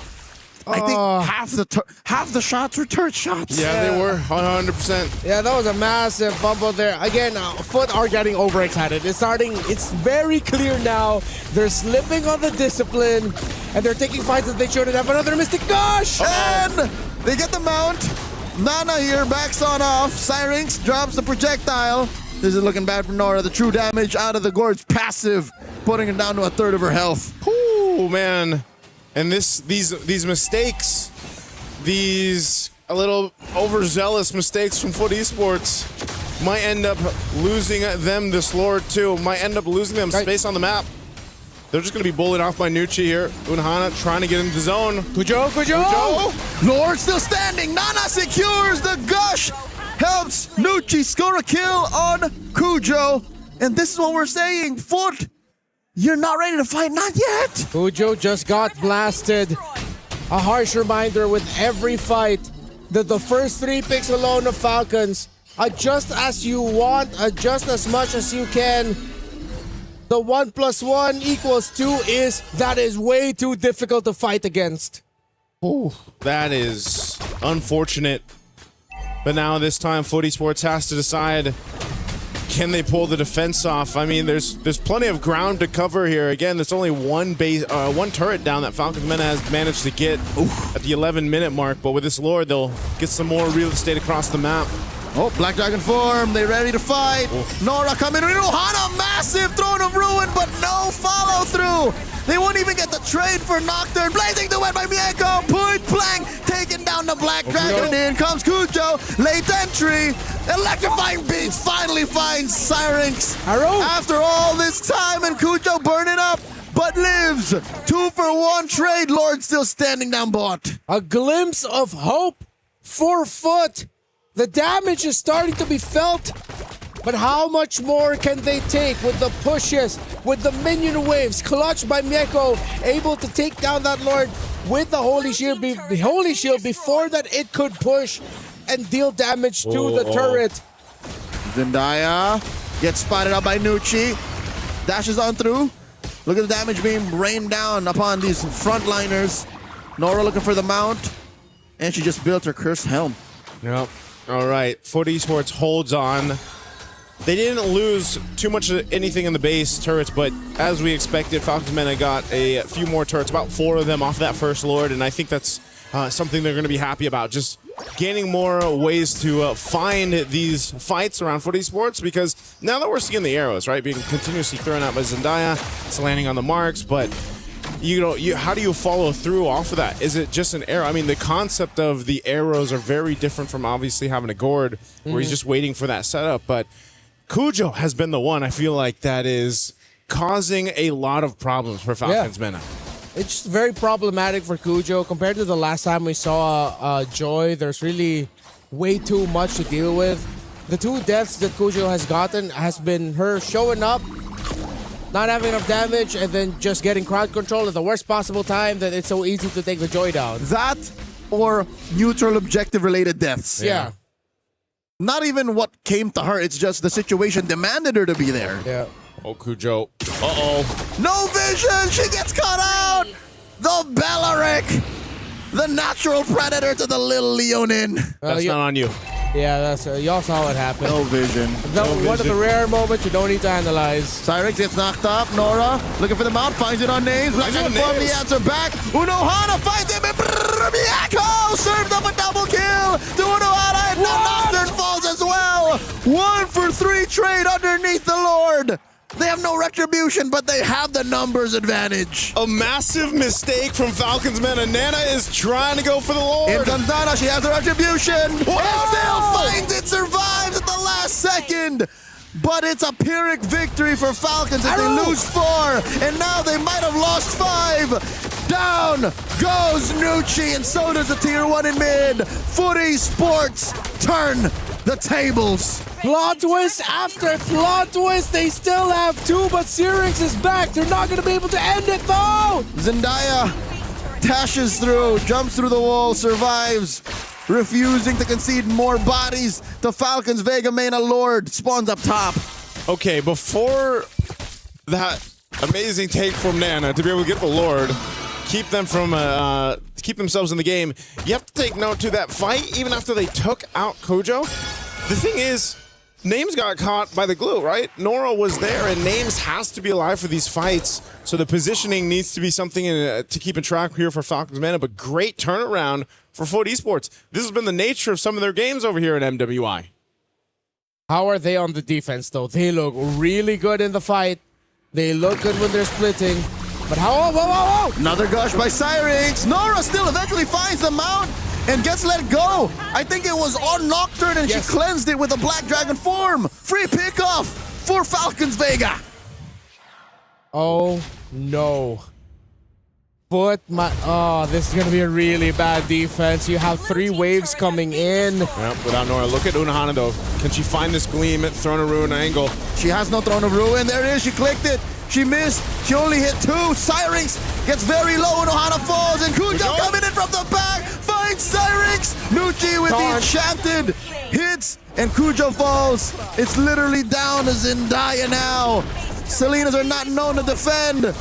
Not like this. In comes Nora. The wave is still standing. And the Falcons Vega Mena drop Turkey's pride 2-0. Falcons Mena, third MWI in a row for names, and she's going to the knockouts. You see what it means for them. Vindication at last. Well, unfortunately for Foot Esports, their journey and their tournament ends here. Thank you for your efforts, Foot. But it's time for Falcons. Nocturne, a daughter of Turkey, with her MENA squad victorious. And no regrets. Oof. Again, what a match. What a way to celebrate. What a game. What a game. I think we've seen more action in game 2 and more twists and turns than you could have collectively seen in a day. What man, what a way to come together, I feel like, for Falcons Mena. After what we've seen now for the previous matches and everything else, yeah, they're really feeling that one. And even when they kind of fumbled a little bit on one of those Lord fights, and then Nana somehow was like, "Oh guys, I got this." And she goes and gets it. Yeah. You saw all the smiles and laughs on the player cams and like, nice one, you know? Yeah, they Denied. They knew they needed Nana to get it, and she held on just long enough. He was about to go down. If she panicked and popped her retry, actually, if I'm not mistaken, she might have popped her retry early. Yeah. And just left it to the little advantages the junglers have without a retry to be able to get the Lord. The damage ticks. Yeah, the damage ticks. Because she knew she was going down. So to expedite the process, instead of waiting for the retry threshold, she just said, bang, I hope I do enough damage. Because she would have died if she waited for the last moment. There was a chance, so she's she left nothing to chance. She just knew, I'm a jungler. This is my rightful heir. Nope. She claimed it. Yeah. Oh man, we look at the highlights too. This was the concept of what we talked about with the composition from Falcons Mena. You saw it multiple times. I think it was also one of the things where eventually, Nora, as tanky as you are in a glue, she was doing her job. There's nothing against what Nora was trying to do. It's just they were able to go ahead and have enough damage throughput to burst her down to the point where Nora's gone. Your kind of composition will fall apart a bit, and that's why, Cujo was looking for those back angles to go through. Mieko was also trying to utilize all that time she's farmed up on the Claude. But again, I think Falcons Mena just did a really good job at adjusting on the flow. Here's Nana, where she goes in, makes this effort to take this Lord. I mean, look at that. Look at that move. That could have been just straight up mind games. She knew that they would target her first. Yeah. So she retreated and just targeted the Lord. Yeah, you saw the bit of a scramble here. Although that was a great move by Mieko. Unahana, great attempt as well. But this is, again, the simple thing about the lineup, bang. Simple thing about the lineup is that even with just the Belleric, the Joy will already struggle. Because if you use your electrifying beats at a time where you cannot cleanse a little bit of that crowd control, you will just eat crowd control and get taken down really quick. That's the glass cannon nature of a Joy that Belleric excels against incredibly well. Yeah, if you have max stacks on electrifying beats, you're only immune to slows. Yes. Yeah. So a taunt or anything beyond that would put you down, and that's what happened here. Unfortunate, because she knew what she was getting into. Yeah. Oh man. Pretty sure that wasn't Turkish. Yeah.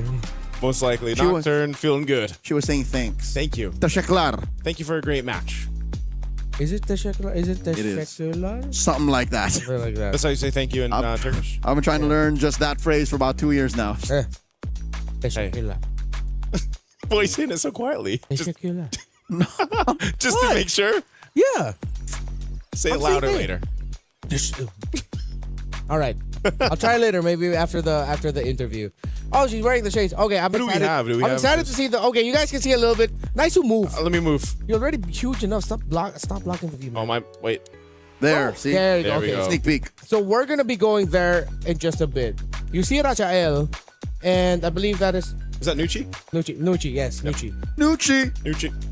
All right, it's time. Okay, they're talking a little bit, and then once they stop talking, okay, you see the ready position? Rachael, let's go. Thank you so much, Renmar. We're up here on stage. Congratulations. You didn't get your key crush today. You look very excited. Could you talk to us about that? Yes, I'm very excited. I'm very happy to win this game. It was kind of the easiest game we have, but wait for much more. Wait. Easiest game. What do you mean by that? We didn't struggle. I mean, the first game we lost like 2-1. We won 2-1 and we lost a game. The second game yesterday against Galaxy, we lost 2-0. So we won this one 2-0. So this is obviously the easiest one we had. The easiest one that she's had at MWI so far. Now, I heard from yesterday that you mentioned that you were so excited to go up against Foot today. Why is that? Because the reason is they have always disrespected the MENA teams. They have always said that MENA has no God team. So I think if we won today against you, who's bad now? Who's bad now? I thought you prepared some glasses. Okay. Let's do it again. Okay, we'll give her a minute. Okay, 3, 2, 1. Yeah. Easy. She's feeling it 100%. She is feeling it.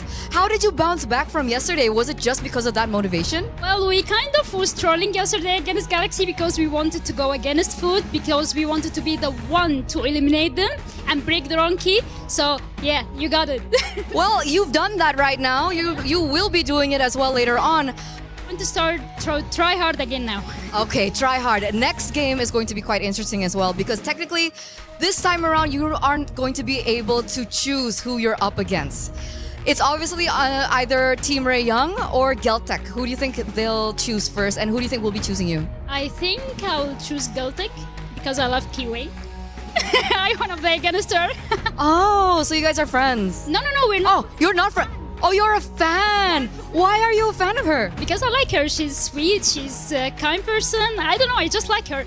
Okay, we're feeling the excitement here up on stage. And of course, we do want to ask, finally, do you have any messages to all your fans back at home?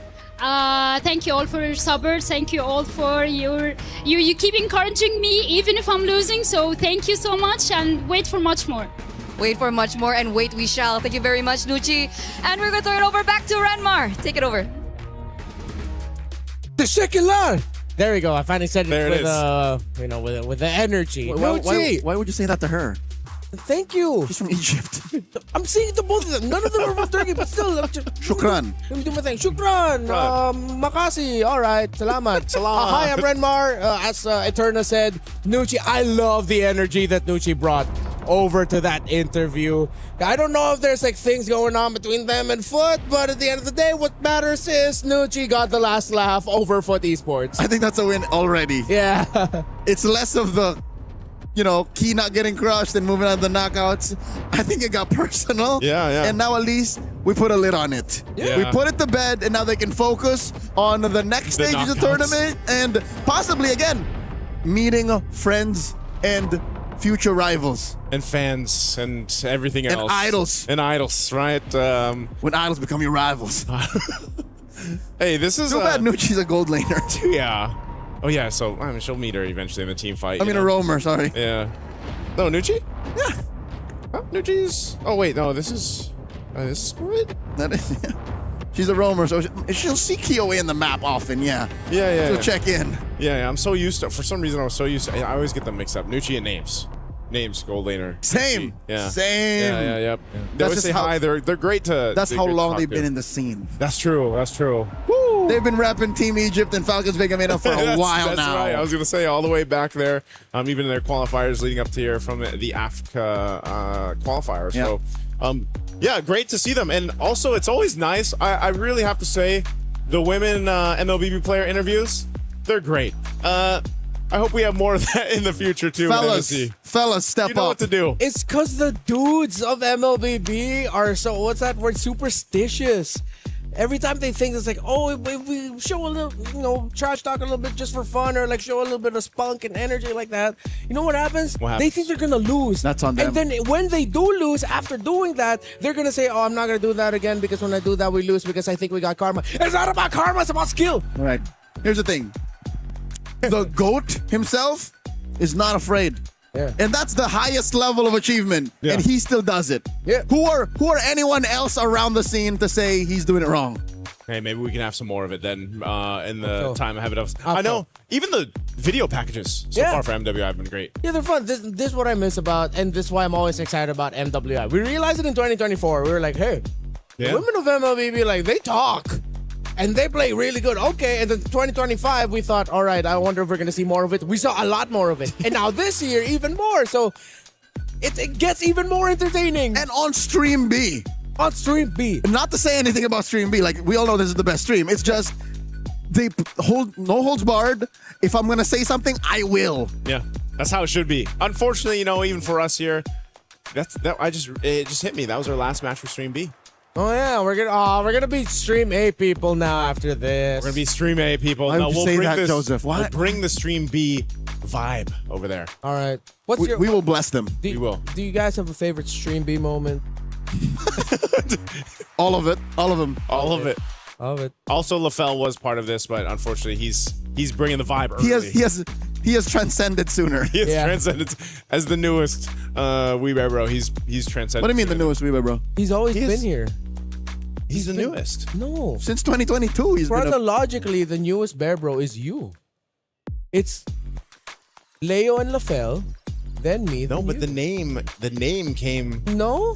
The name What are you came talking first. What do you mean? Names is a gold laner. Yeah.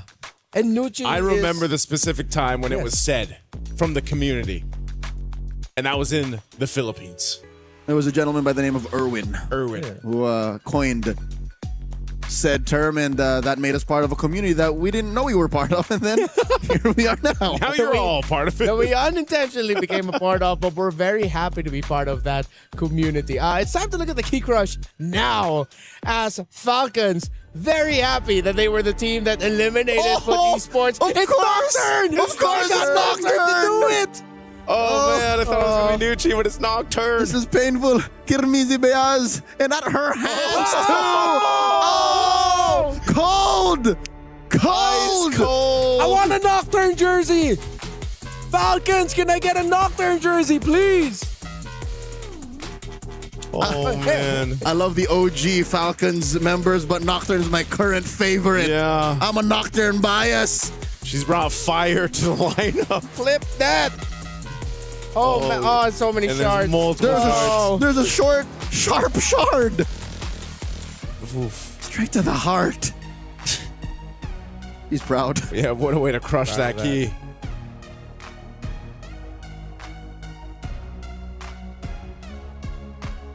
That's the last key crush on Stream B.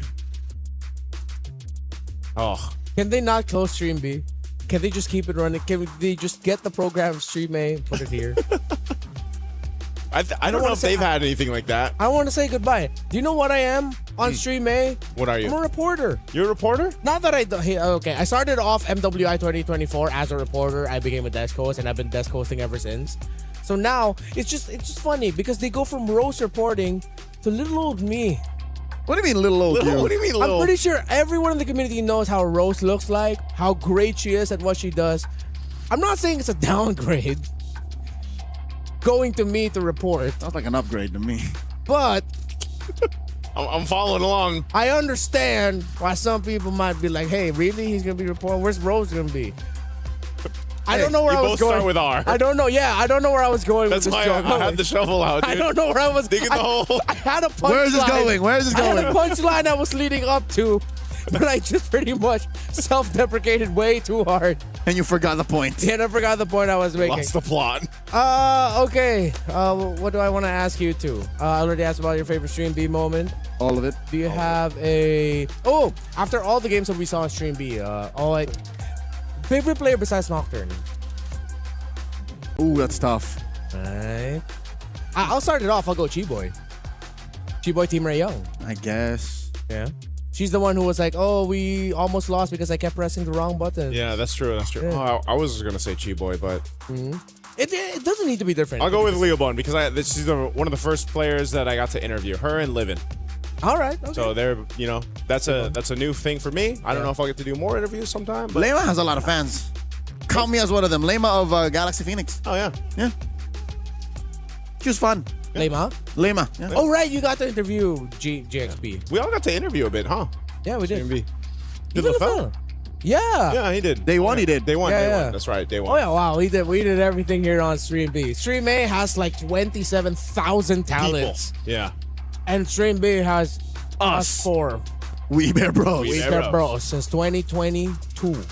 And I see little Chloe over there, right there. Who? Little Chloe. Jose. Oh yeah, that's Chloe. That's Little Chloe. Jose. Little Jose. We got our Little friend. Jose He's a talent as well, but also today he's working as a technical officer. Yeah.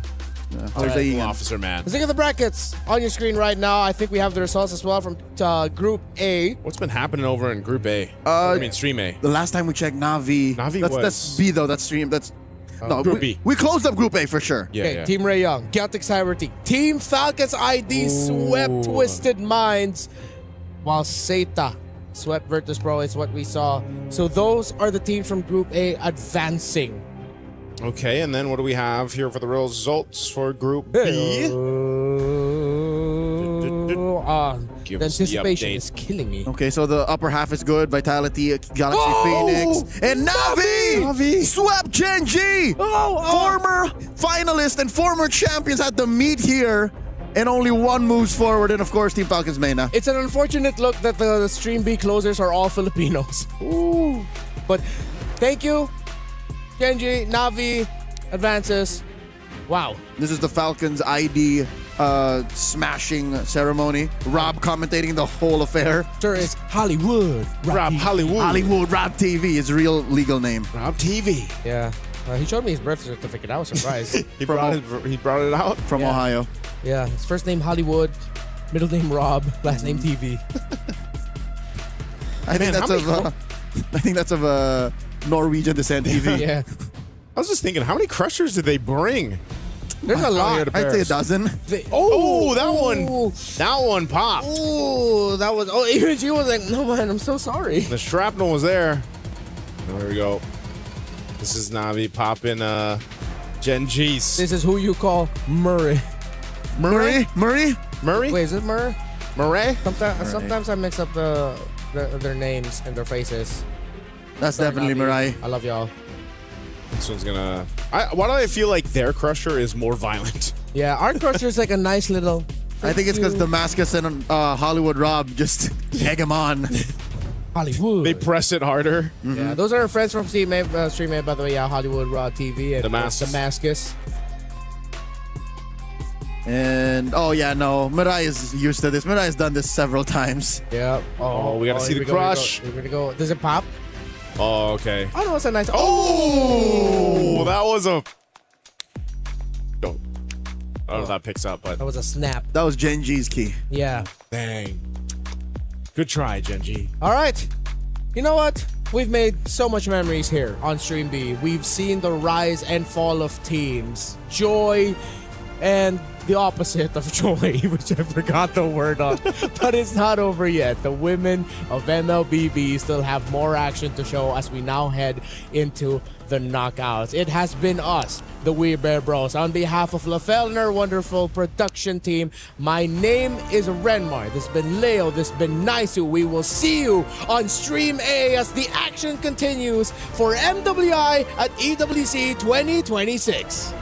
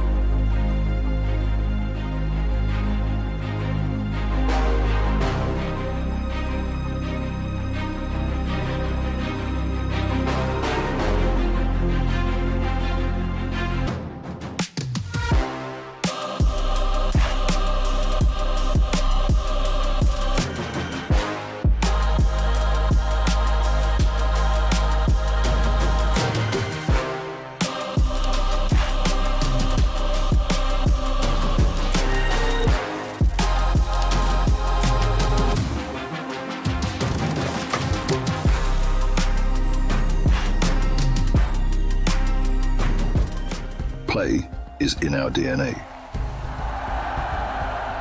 Whenever we let it out, it becomes our superpower. Now imagine an entire city being built to supercharge it. Qiddiya City, powered by Play. The human body was built to move. Not trapped at a desk in one singular posture for 12 hours a day. It's time your chair evolved. This is Secret Lab Titan Evo. Ergonomically engineered for you. Gamers, hybrid workers, artists.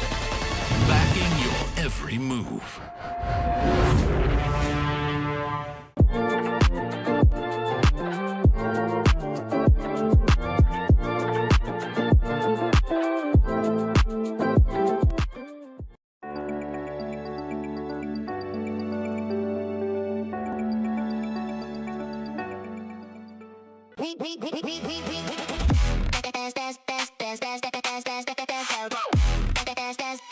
We book Esports World Cup up.